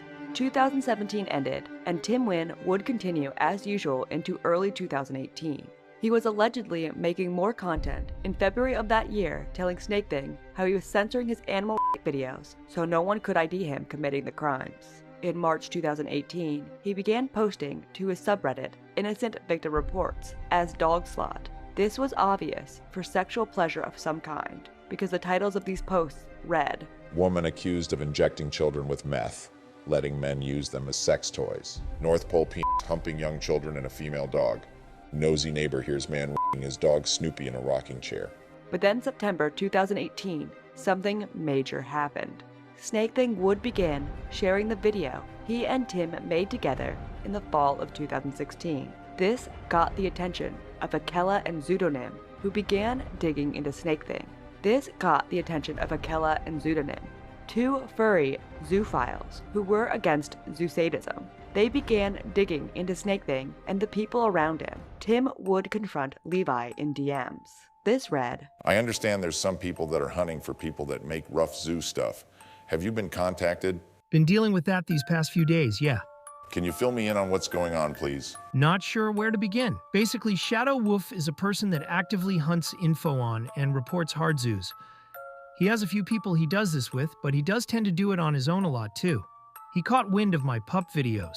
Not sure what else he has. I know he has my oral video, the edited one though, and has threatened to report me to the police and to out my friends. Elite Night was his focus this time, but I supposedly fixed that. Unless I out EQ. That's as TLDR as I can make it. It's more complicated than that, I think, but yeah. Are you going to be able to keep your mouth shut? So, been dealing with that for a few days? I have been. I ain't gonna out you, nor EQ. Thank you very much, and I'll owe you one. Please keep me posted on anything that looks like it's serious. Trust me on this, he will not go to the police because he's not going to jeopardize himself. That's a tactic. It'll all be okay. These things happen. I cannot count how many times someone has been out gunning for our type of people, and really, nothing ever comes of it. This is all in 2018. The zoophiles who were against zoosadists, named Shadow Wolf, Akela, and Pseudonym, focused on Snake Thing. Due to him sharing around the video he and Tim Wynn made, they would get access to Snake Thing's group chats, and on September 16th, Pseudonym would begin leaking the group chats. The internet would be up in arms to catch those involved. This would end in people being arrested, people being investigated, people losing jobs. It was a big deal, but Tim was not included in these leaks. In fact, Tim's enemy, Douglas Spink, announced that these leaks were fake and cited Tim as an example of a true zoo sadist. Pseudonym and Shadow Wolf claimed they did not release Tim's info to begin with because they were focusing on furries in the leak, but this most likely hurt any investigation into Tim to be conducted in a timely manner to convict Tim of his crimes. Statute of limitations is a bitch in these cases. A bunch of furries would be investigated. The furry fandom was in turmoil. All the while, Tim Wynn was free to move around unfazed. February 15th, 2019, the Zoophile Forum, the Beast Forums, would permanently go down. Tim Wynn was implicated in this, and this would become known thanks to a comment from another website called Zooville, which read, I believe I solved the riddle why Beast Forum went down. The guy this vid is about, and who has been let off by a zoophile vigilante group twice, although his insufferable deeds were documented and clear. Tim Wynn, or Tim Amoroso, rang a bell in me. If I remember correctly, that was the name of one of the admins of Beast Forum. Not one of the openly operating ones, but one included in the backdoor operations, like citing and selecting the porn that would appear on their commercial sites. When I first signed up for the first time to Beast Forum, I quickly heard from another German bestialist, Nick and City, how you can have contracts with Beast Forum regarding your self-produced animal porn, granting you revenue for regularly uploading porn onto Beast Forum. I contacted admin/mod Beaker about this, playing an interested potential new uploader, questioning Beaker about the terms and conditions of such agreements. When I asked him how these hypothetical vids would be treated once they are sent to Beast Forum, he said, quote, "You upload them via a non-public uploader I will give you the link to. Then Tim will cite them and decide if we're interested in more. Tim, it may be a coincidence, but it would surely explain a lot if this said Tim actually was fleeing from the police and created the need to cut all connections and delete any evidence by shutting down the forum that contained all of these, with fear that the FBI would probably get access to the forum's logs and data, as well as the identity of Beast Forum's top dogs. It was no secret that Beast Forum produced lots of revenue for the makers. The claims that, quote, the forums will be shut down because it makes no money anymore, unquote, were bullshit, and the whole pseudonym/Kero the Wolf thing was indeed involved with the shutdown somehow, as the time of Beast Forum going off the net would perfectly fit with the time when it really got hot for Timwin. Chapter 8, 2019. Timwin gets implicated in the leaks. In April 2019, Douglas Spink, also known as Fausty, was pulled behind the scenes and told of Tim's involvement. Doug would soon begin to take the Zoosadist leaks seriously. Doug would call out the Zoosadist leaks May 1st, 2019. May 6th, 2019, Doug would talk about Tim on his pro-Zoophile podcast, Zooier Than Thou. Spink and Toggle released an early episode of their podcast going over the situation in greater detail. The pair admit that the logs were real and that Kero was actively involved in them, but that he is innocent because he was groomed. Two things were becoming consistent. One, Kero was being groomed by Snake Thing, likely since before he was a legal adult. Kero did participate in the sharing and consumption of torture videos, but he'd have moments of clarity where he'd be disgusted with himself and try to walk away, but he'd be back again the next day. Being groomed into this stuff is a soul-crushing process, and Kero's was steeped in it for years. That he doesn't seem to have ever ended up participating himself is noteworthy given that information. As an aside, reading back through years of Kero's logs and DMs, I can only say that we as a community failed this young man first and foremost. He was so young when he first showed up at Beast Forum. Spink considers naming and shaming to be the most effective tactic, but his language indicates to me that he wants these people to destroy evidence so no one gets caught. What I want is for these torturers to know that we have their number. I do want them to be scared. I want them to scrub their chat logs and put their severed puppy ears through the fucking shredders and clean the blood from their bedroom floors. I want them scared. Not because of some bluff, but because they can watch real time what's happening and do the math themselves. Not all of them are dumb, and the not dumb ones know full well that an irreversibly public copy of these leaked logs is the foundation for pulling in firepower from all over the world. Most people ignored Douglas Spink's announcements because most people don't listen to animal rapists, but considering Tim considers Doug his arch rival, I feel it is important to mention. June 13th, 2019, Archive the Wolf would connect Kero the Wolf to the Dogman2 username. Ark connected him to the account on the Beast forums, but this would eventually lead to his Reddit, which would lead him and connect him to Timwin in the DMs. According to Archive the Wolf, Timwin would disappear around July 2019, but would resurface under a new Reddit July 18th, 2019. He was caught, and now he was acting remorseful for his actions. August 19th, 2019, under the new username, Up for Anything 985, Tim posted to the Sex Offender Support subreddit. Volunteering for treatment? Hi. I have for over 40 years done behaviors that are deviant. I wish not to have the desire or compulsion anymore. At the very least, I need the tools to stop. I have been trying to find counseling for my issue. Twice I was told and referred to seek sex offender treatment. Is it possible to get into a program voluntarily? Everything I have researched say it's for a person that have been convicted of an offense. Tim would receive support in the comments, but it seems he never went through with any treatment. It's like he dips his toes in. It's like he reaches out and pretends that's enough.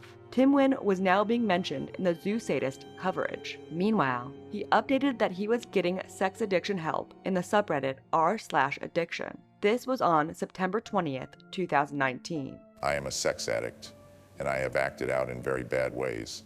I am in a sex addict group and have some 3-week sobriety. I am having problems about sharing my thoughts and my past with the fellowship. I feel that I will be rejected when they find out what I am. I don't deal well with rejection and most likely will run if I sense it. I can't go back to the way I have been my entire life. I have hurt so many animals from acting out that there is no way the members or God will accept me. I will end up, as always, alone sitting in a corner being ignored. It hurts so much. I will just end it if that comes to pass. This is my last chance to fit in. One reply read, Hi, I'm a sex addict as well. You're having the same fears that many of us had. My experience has in the meetings is that the members are very supportive and understanding. That said, I believe certain details should be only shared with a sponsor. When I attend a meeting, I don't go into detail with the group because it may trigger someone else. Do you have a sponsor? Yes, I do. He seems to not wanting to help me dig into my junk. I am not sure I chose the correct one. Tim continued to attempt to seem like he was trying to better himself. Then, in November of 2019, he emailed the co-host of the Zooier Than Thou podcast, Toggle the Rat. He told Toggle he was now under investigation. While disappearing is common for people caught committing crimes, Tim waiting 3 months after Doug outed him to crawl back into hiding made little sense. It would be another 4 months before Tim showed up again, sending the following email to Doug's Zooier Than Thou podcast co-host, Toggle Rat. Please let Doug know that I am under a LEO investigation. I hope he can now rest better for his remaining days. I am in a recovery program and have been for some time. I know that means nothing because of the damage and destruction I have done in my life. Not sure how I will go out, but it is soon. Regards, DD. Given Tim's history of lying to weasel out of facing consequences, it would be foolish to take his words at face value. Doug offered no confirmation of an open law enforcement investigation, and Tim offered no proof he had been in any kind of therapy program. At this time, Douglas Spink was dying from butt cancer, but like every attempt Tim would make to recover from his mental illness, this did not last long. On December 17, 2019, he responded to an image of a dog in S&M gear, sexy. Meanwhile, in this same month, Snake Thing would be arrested. He was arrested prior, when the leaks first came out in 2018, but was quickly released while law enforcement pursued more serious crimes. He was re-arrested in December of 2019. He was arrested due to what was contained in the chat, and the chat was leaked because of the video Snake and Tim made together. Chapter 9. Douglas Spink dies, and Tim reverts. January 23rd, 2020. Doug Spink would pass from his butt cancer. Tim Wynn would follow a fellow Zoosadist on Ink Bunny shortly after. This was to taunt that he was free to roam after Doug passed. His likes on his Flickr account changed to much more disturbing likes as soon as Douglas Spink passed. The attempt at getting better was thrown out the window. Tim is too stupid, his dick too small, and he is too weak to get better. It's easier to give into addiction, and Tim is too much of a failure to do anything other than taking the easy route. March 9th, 2020, Snake Thing was sentenced to 25 years for his crimes, but Tim Wynn got off scot-free, just like he did his entire life. Something good happened, however, and September 18th, 2020, new eyes got on Tim Amoroso. Archive the Wolf, someone I've mentioned many times in this video, made a video specifically on Tim Wynn, titled, Tim Wynn, the Ouroboros of Abuse. This video would reach 150,000 views, and many of Archive's research would be used to get more information on Tim Wynn. Timwin was now being mentioned in public. November 26, 2020, a Redditor named Noah Get the Boat posted about Timwin. They wrote, a subreddit named Innocent Victim Reports. Although the subreddit, Innocent Victim Reports, appears normal at first glance, it was actually created by a notorious zoophile and animal abuser, Tim Amoroso, also known as Timwin, from the Kero the Wolf Zoosadist leaks. If it seems unreasonable to use IRL names, just know that this person has admitted to raping animals to death and then eating their corpses. No, I'm not trolling or being facetious. I'm being 100% serious. The Innocent Victim Reports About section reads, this is for those that like to follow the news articles of sexual abuse of innocent prey. This is not only limited to preteens, babies, retarded, and animals, but may include what you find innocent. The subreddit Innocent Victim Reports was originally created by Amoroso under the username MatePups. After abandoning his original account, he then created a new account using the name DogSlot,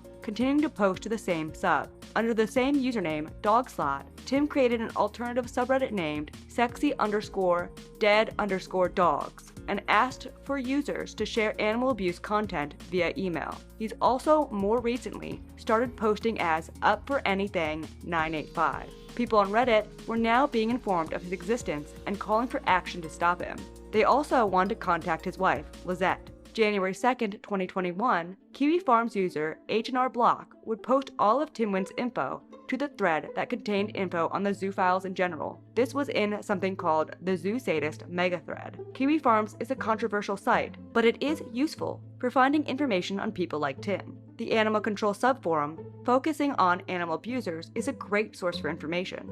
3 days later, after this post in the megathread, January 5th, 2021, H&R Block posted a dedicated thread to Timothy George Amoroso, titled Timothy George Amoroso /Timwin/Dogdude/Rainsters/Matepups/Up for Anything 985. 59-year-old sexual sadist who has tortured, raped, murdered, and defiled countless animals over the last 30 years. Also produces zoophile and zoosadist porn of said subject matter. This would become a central hub for Kiwi farmers to dig through the leaks and information Archive the Wolf was providing. This man should not be allowed to exist in normal society. I'm going to read through highlights of the opening post on Kiwi Farms. I've gone over a timeline of Tim's life as best as possible, but some chats which highlight his extreme level of depravity have not been discussed yet in the video, and were included in this opening post, and I will be going over those now. From this thread, we learned every one of Tim's past aliases. Timwin, Winlocke Tim, Winlocke Space Tim, Rainster, Rainsters, Matepups, Foxkidder, Dogslot, Dogdude, Muttling, Matemutts, Up for Anything 985, Luke Winlocke. The opening post continued on to describe Tim in precise detail. Reading, Timothy George Amoroso has been an active sexual sadist, zoophile, and allegedly non-offending pedophile for over 30 years, currently operating out of the town of Winlocke in Washington state. He has produced, filmed, edited, and distributed hours upon hours of bestiality and zoo-sadist videos and photographs. For over 30 years, he has personally tortured, raped, killed, and defiled countless animals. This post largely consists of excerpts from logs of conversations leaked in 2019. The conversations took place on the Beastie Beast Beasts Telegram group. Timwin is the handle that Tim Amoroso used when communicating in these groups. Tim repeatedly declares that his ideal victims are living 8 to 12-month-old puppies. Now you're probably thinking, but H&R Block, how on earth can a grown man physically rape something so small as a puppy? Over time, Tim developed his very own special technique for accomplishing just that, but it's a bit complicated. Let's allow Tim to explain. And then the poster went on to go over Tim's methods of rape. My favorite for most young animals is to make a small hole in the lower belly and fuck the hole. You make it shallow enough and precise enough that you don't cut into the entrails. Ah. I use a scalpel for this work. So very sharp knife and just cut the skin. The skin, and there is muscle under the skin that you need to penetrate with the scalpel. Make the hole small so it's a tight fit for the penis. Right. So you get the membrane towards the intestines and the skin. Sounds nice and tight. Correct if you do it with a young enough and small enough animal. It's kind of like a fleshlight. Neat.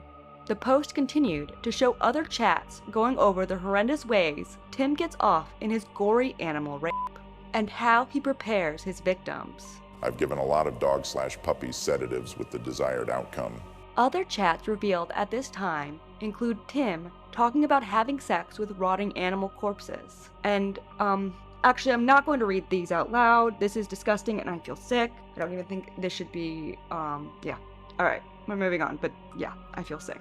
He f***ed dead bodies. Just lots of very wholesome activities were uncovered in these leaks. The true hunt for all details about Tim had begun, kicked into motion by Archive the Wolf's video and H&R Block's thread. People on Kiwi Farms soon began to dig, looking through his wife's, Lizette's, Twitter. They also began going through the content he made and shared in the chats. They also found that Tim worked as a print shop manager, and the Kiwi farmers soon found his LinkedIn.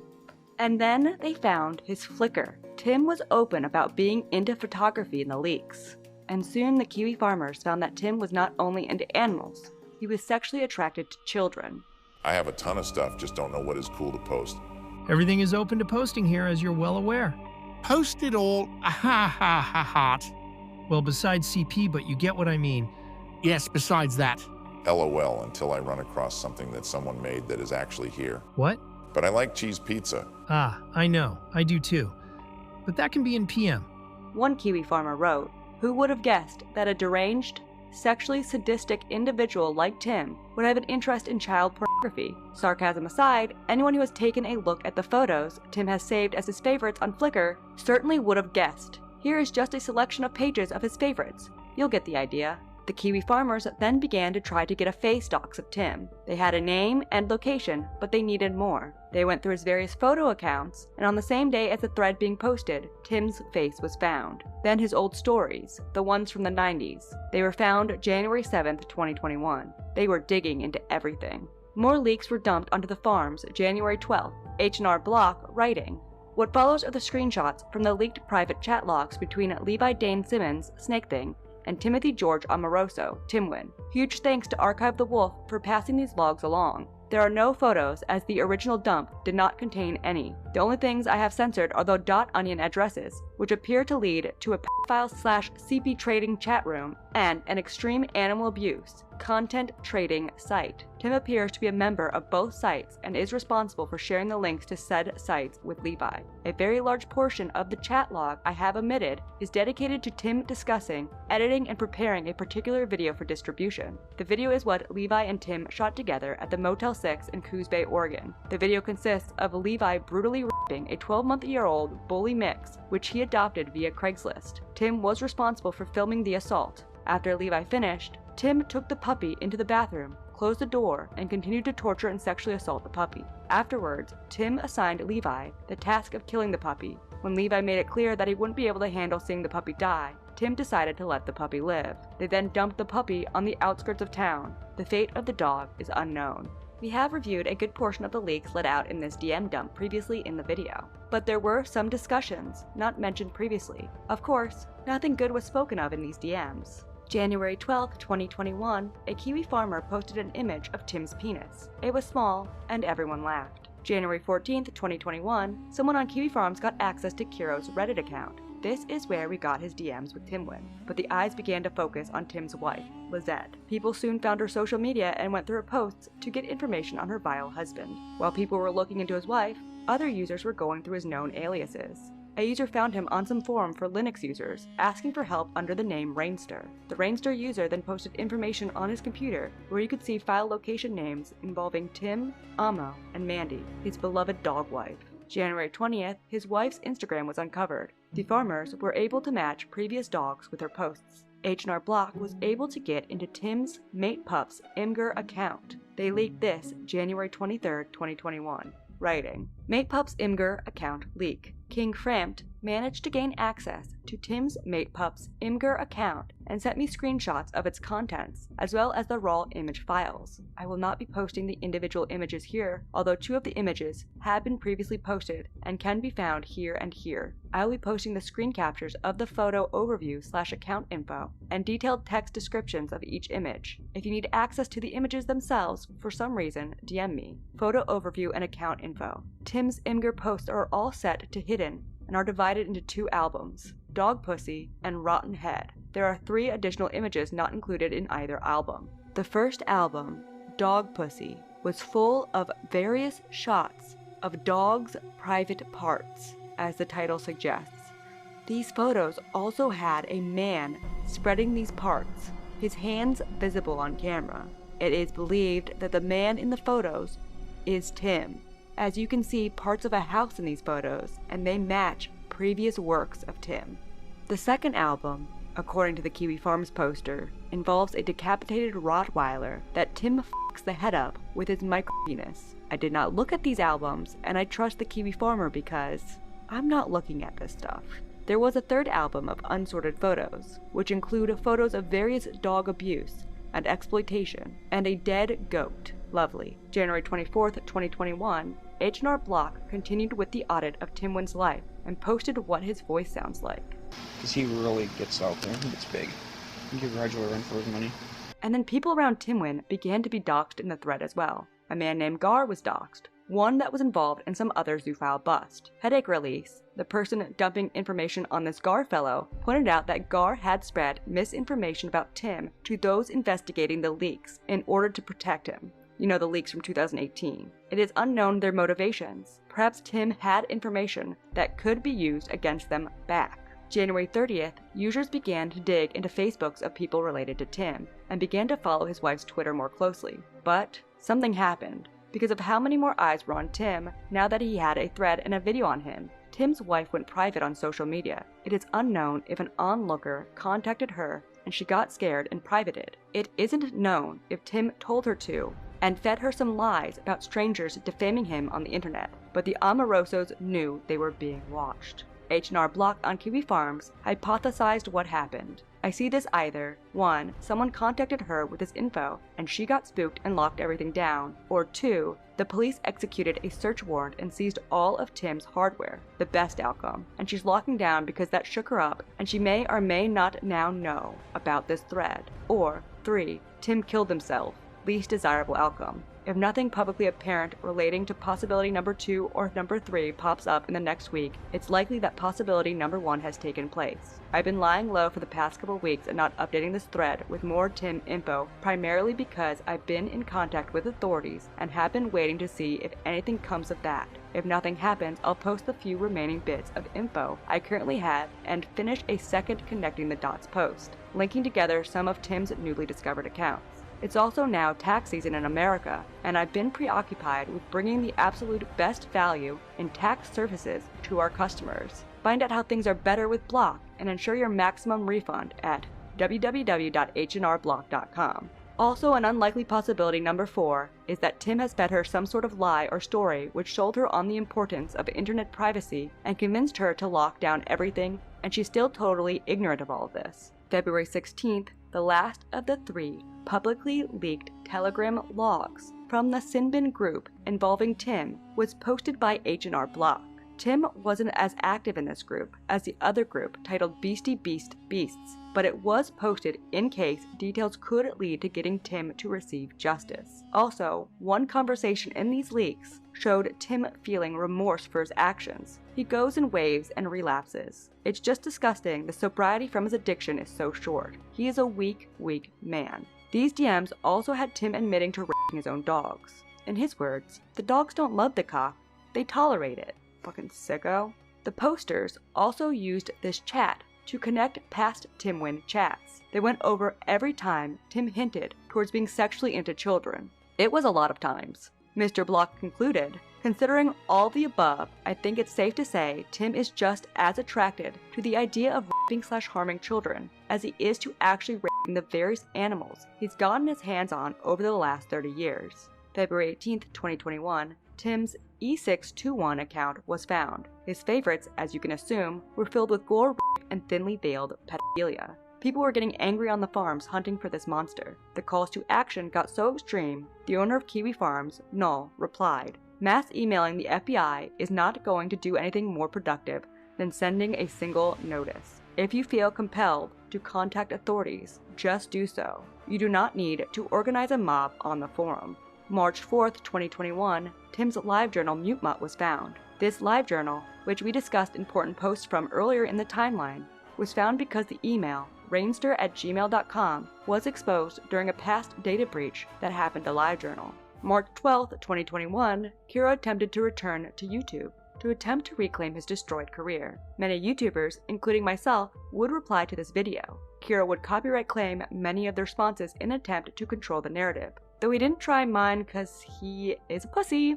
In honor of Kero putting out his side, on March 18th, H&R Block leaked all the DMs between Kero and Timwin. The leak into the public helped bury any attempts Kero had at ever coming back. Well, buried it deeper. He was already like 30 feet deep, and this added another 50. More Timwin videos were found September 14th, 2021. We discussed these previously, YLYM and old number 7. Previously, earlier in the year, YouTuber Plagued Moth had reacted to the old number 7 videos on his channel. Plagued Moth is a gore YouTuber who watches deep web videos and reacts to them. I've heard he's irresponsible with this and there's a lot of drama around him. This is not an endorsement of what he does. I did not watch any of Tim's torture pornography, and hearing a reaction to it while being described is about as much as I can handle. I don't even know what really gets me now. Now I'm really sitting here and absorbing this as I commentate on it for you, because I just found the screens. I got the screens, and then I pretty much skimmed them and left them at that. I knew the story, I knew what it was, but I like to go at it live and real, basically, if that makes sense. And for me, it's hitting me now, and it's just like, I was thinking about this the other day, like what a human body can endure. This dog is doing it too, and dogs are just, it's like kids. It doesn't understand. It was even proven that. It's just like thinking it's going to go play. That's what the first whole clip was. Now it's this. And then just beat the dog to death and hang it. Oh my god, that was horrible. The total runtime is 13 minutes and 7 seconds. Okay. Wow.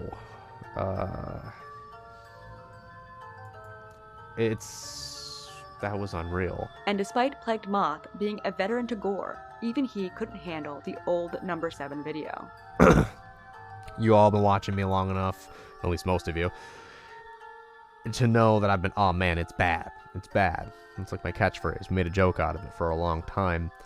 And as I've developed even more of a, I don't want to say a tolerance, but like, I've grown even more desensitized to certain things. Every once in a while, something will stick out to me, and this is one of those things. And not just because it involves an animal, because it is literally considered one of the most depraved and horrific videos involving animal abuse to actually exist that's talked about. But on October 4th, 2021, Plagued Moth also responded to the YLYM video, also known as Dark Forest. In this video, Moth lists off several infamous Zoosadist videos. This was an internet gathering of the most sadistic animal abusers, known for making the most infamous titled animal snuff to be leaked onto the clear web. This includes videos like Koki, Gushy, Easy to Open, and Old Number 7.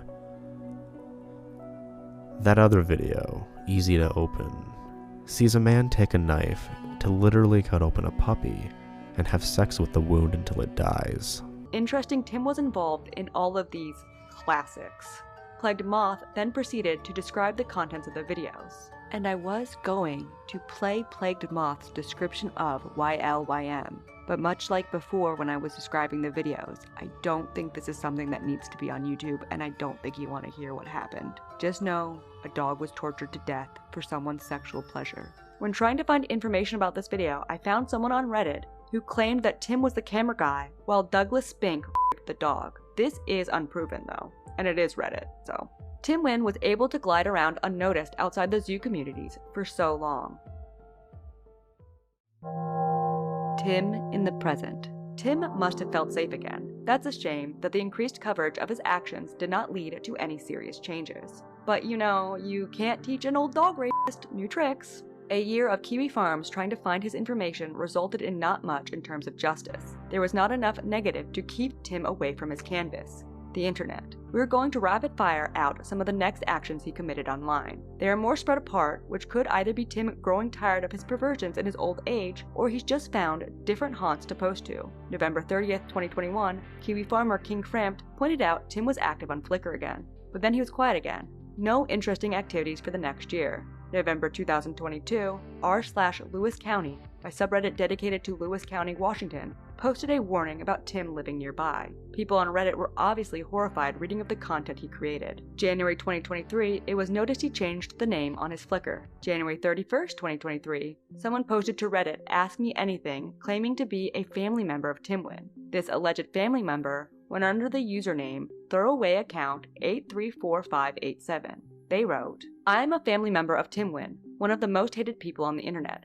Hello. In case you probably can't tell by the fact that this is a throwaway account, I would prefer to stay anonymous with this. But I am part of the family that Timothy George Amoroso comes from. If you would like to know information on what this monster did, I would recommend that you have a very strong stomach. I do not mind answering any questions you may have. Every comment was begging the user to get him arrested or killed. But Tim decided he was ready to come back, because a day after this, February 1st, Timwin began liking photos on his Flickr to toy with the farmers. The favorites spelled out, Kiwi Farms Suck.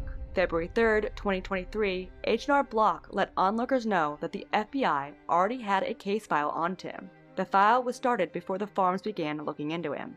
This is shown in an email with the Winlocke Police Department, which read, I don't have any other information at this point, as the feds don't always share all of their secrets, winky face. That being said, I was told they had a case on this guy. I know from personal experience that this can take months at a time, however. Thank you again for bringing it to our attention. This inspired our favorite auditor, H&R Block, to start trying to find Timwin's place of work more thoroughly. He worked in graphics, at a print shop. I've mentioned this before. After going through past posts and chat of Timwin's, H&R Block closed in, finding where the print shop was, finally coming to a conclusion on how exactly to find Tim's workplace. After going through all the data, Mr. Block wrote, one unexpected hint came from Tim's ill-fated foray into Stormfront, detailed in the OP. Apparently his, quote, place of employment is all white, smiley face, unquote. This was more than enough information to get us started. We called the Lewis County Elections Office in Charities, Washington, assuming that the ballots that Tim was printing were for elections local to his residence in Winlocke. They provided a lead that ultimately proved fruitless. At this point, we assumed that Tim wasn't working for a print shop located in the Lewis County limits. We also assumed his commute is unlikely to be more than an hour from his home. With this in mind, we created a short list of possible workplaces and began digging in via Google and social media. Eventually, I found myself standing in the middle of the virtual street outside Graphics in Longview, Washington. I am going to censor the info on the store. I'll get to why in a moment, but crazy enough, due to an old post of Tim's from many years ago, users knew what kind of car Tim owned. They went on Google Maps to the print shop they thought Tim worked at, scanned around, and found the same car in the parking lot. They then went to the website for the shop, and there was Tim. Right there, literally front and center. The man who has spent decades raping puppies to death and sexualizing children looks so strangely innocent. Ladies and gentlemen, we got him, H&R Block concluded. Literally front and center among what Graphics offers on their website are two low-res photos of someone who looks a hell of a lot like our guy. This person is also featured in their Facebook banner. From this point, an H&R Block associate simply placed a call and spoke with someone at Graphics, who confirmed that Tim Amoroso did indeed work there. Unfortunately, he was on break at this time. Friends of H&R Block have been so kind as to place a few more calls over the last couple years following the initial confirmation, and we can confirm that as of February 2023, Tim is an employee of Graphics. And that's that. Tracking Tim's place of work down would have been much more challenging had Tim not worked in an increasingly small, niche sector. Next time you hear about the death of print media, give a small thanks on behalf of all the children and animals Tim Amoroso has victimized. Big thanks to everyone behind the scenes who helped make this threat a reality. Happy 10th birthday, Kiwi Farms! During this time, there was a major campaign against Kiwi Farms from trans rights activist streamer Keffels. Keffels began the hashtag #DropKiwiFarms because the website harbored information that made her look bad. It's a long, convoluted story. The YouTuber Mudahar made a video on it, so go watch that.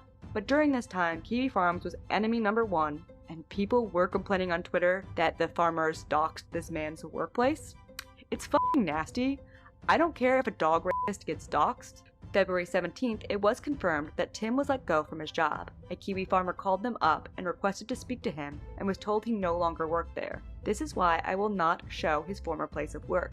A message I have not discussed previously was posted the next day. This was most likely from the BBB group, meaning it was sent most likely between 2016 and 2018, where Tim writes, I fully agree with you. I by myself have never or hurt an adult dog.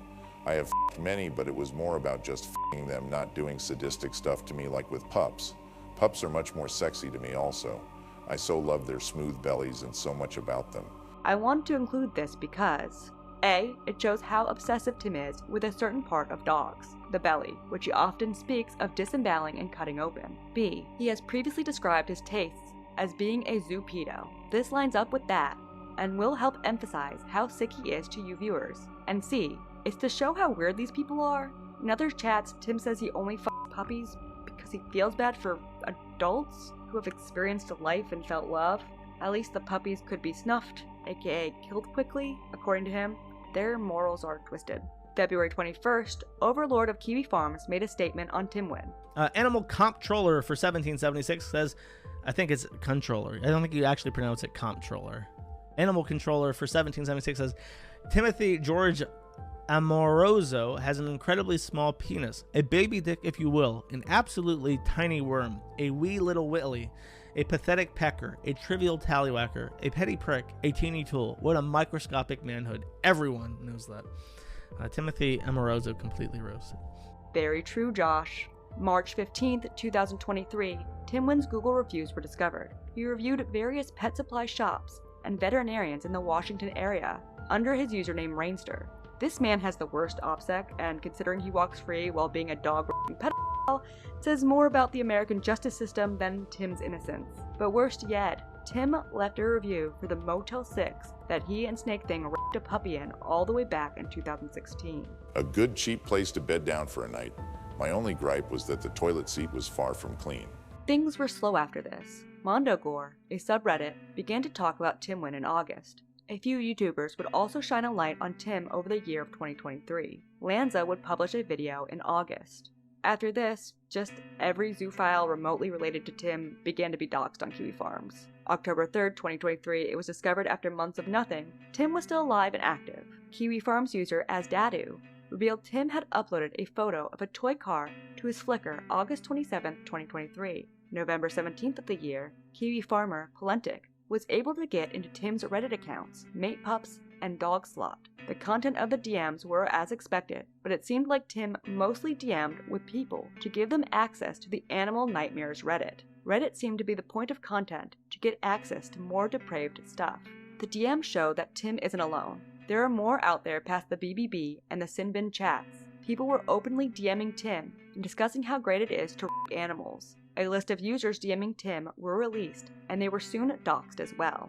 Don't feel bad for these people. They are all zoophiles. December 24th, 2023, Polentic got into Tim's Winlocke Tim Imgur account and had this to write. I'm not kidding when I say this. Timothy Amoroso will rape and murder children. I hacked his Imgur, Winlocke Tim. This photo is of a child's head, completely exposed with brains hanging out, and their tongue is licking the brains. I clicked the gallery, babies mutilated, rotted toddler corpses, naked children being choked, and there were so many. And nothing really happened after this. Tim was uploading images of dogs up until pretty much present. More accounts associated with Tim over the years got exposed, but there was really never any justice. It just feels like a fart in the wind. Some gore community found him at the end of 2023 and started trying to assist in getting his info in order to get him arrested. So at this time now, Reddit, YouTube, Kiwi Farms, and a site called Goreflix are all out trying to find a way to stop this man. And maybe Tim noticed more people recognized him. In fact, 2 videos were made about Tim's crime on Spanish YouTube in 2023 as well. I'm saying this because at the very end of 2023, December 27th to be exact, Tim dug up his Rainster's username and got back on Reddit. There, he posted to r/askmeanything. The first question to him read, I am a recovering sex addict who's abused and ended the lives of many animals. Ask me anything. What's the connection between you killing animals and being a sex addict? Well, the animals are what fuel my sex addiction. Them critters turn me on in a way that most people wouldn't understand. The second and only other question read, How did you end the lives of the animals? Could you lead me from the compulsion? Like, was it their struggling erotic? Or the fact that you had control? DM me. I would love to have a full-fledged interview with you, your name and information hidden. I want your interview for others to listen and be able to assist or understand people like you. Usually I'd leave them so injured from the torture and that they'd die on their own, but I also enjoyed snuffing them. Hearing their whimpers while I thrust into their stomach is one of my biggest turn-ons. Control also felt pretty good to me as well. I love having complete control over them small little critters as I carve into them and get to work. Have you thought that you might move on from animals for a bigger thrill? You don't have to answer that. Well, I've thought about it and have already acted on that, but I don't want to say anything beyond that. I have to get ready for today. I will answer any other questions you have later on. What made you want to get therapy? Was it a sense of empathy or court-ordered?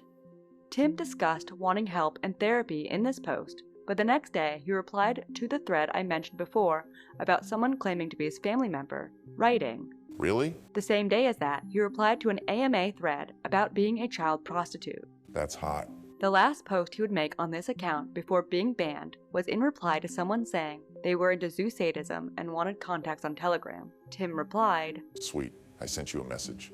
Tim had one whole day online acting remorseful for his actions before returning to sexualizing children and murder. He is irredeemable and he will probably die without ever receiving justice. The world would be a better off place without him, and our current legal system has failed our most vulnerable, our beloved four-legged companions and our children. He is elderly now and hopefully too old to do as much damage as he was able to in his prime. Closing. Animal rights around the world are lacking. I believe Tim has gotten away with his crimes to this day because most of the content he made was created in the late 90s, early 2000s, and by the time anyone could trace the atrocities to his name and face, the statute of limitations ran out. If you have any information on Tim's whereabouts, or anything that could help an investigation go forward with punishment towards him, please follow the contact information in the description below. You may be wondering why I decided to make this video. There are multiple other channels who have made videos on this man, but I felt like it was a natural spiritual successor to my Zoosadist Don't Mess with Dog series. This man was only briefly touched upon, and I can't lie to you, talking about disturbing things gets views. It seemed like an interesting topic to discuss, and because of the interest in the macabre online, I decided to use it to raise money and bring awareness. Again, all donations will go to ASPCA, and I don't know how to set up giving in terms of the program on YouTube in terms of ad revenue as I write this closing, but I will pin a comment on how much of the ad revenue will go to the ASPCA if by some miracle of God this video gets monetized. I plan to, if I can, have 50 to 100% of the ad revenue go to ASPCA. I only want some money, like, not gonna lie, to pay for like therapy or, I have a lot of animals and I like to buy them toys, and yeah. I have an outside job outside of YouTube, and I make content because I enjoy having a hobby of going down rabbit holes and sharing that with my audience. I'm going to close out the rest of the video with rolling credits of my patrons. If you want to support this channel, consider becoming a patron. I only charge per upload, so it's maybe 4 times a year max. And because I plan to focus on animals, it will help me be able to make some cash on the side to expand my own family of animals. I currently have 7, 5 cats and 2 dogs, and a cat colony I care for. If you can't, a like and a comment on the video is amazing as well. I'm not here to be a grifter. I genuinely enjoy making content, and making some money is a nice bonus but not a necessity for me. I want to suggest a charity as well on my way out. Cuddly.com. Not sponsored. They're a verified charity with a high rating on the Better Business Bureau, and it's a website that is basically like GoFundMe for various animal-related charities. I myself donate to them often, and I recommend making a monthly subscription for them to allocate the funds to various hurt and abused animals throughout the world. I also am linking the Washington Federation of Animal Care and Control Agencies. A lot of animal abuse I've discussed happens in Washington state because animal cruelty laws have been known to be historically lax in this state. This charity is dedicated to the humane treatment of animals in Washington state through legislation, training, programs, and support services. But besides this, the best way to help animals is to go to your local shelter today and adopt an animal and treat that animal like the prince or princess they are. Now to close out. I know we did not get the happy ending with Tim. He is still alive and still possibly hurting animals. However, I want to end this video with descriptions of what Tim has to look forward to upon passing. As mentioned in the video, Tim believes in an afterlife, and I just wanted to read some quotes from Revelations to remind Tim what he has to look forward to. Revelations 21:8. But as for the cowardly, the faithless, the detestable, as for the murderers, the sexually immoral, sorcerers, idolaters, and all liars, their portion will be in the lake that burns with fire and sulfur, which is the second death. Revelations 14:11. And the smoke of their torment goes up forever and ever, and they have no rest, day or night, these worshippers of the beast and its image, and whoever receives the mark of its name. Now, some other loose ends I want to tie up before leaving. Lizette, Tim's wife, I am speaking to you here. You obviously love animals. I've seen you post about animal activism. Do something. You can avoid eternal damnation. You can speak out. You and anyone else in Tim's life can help stop this. You must have something.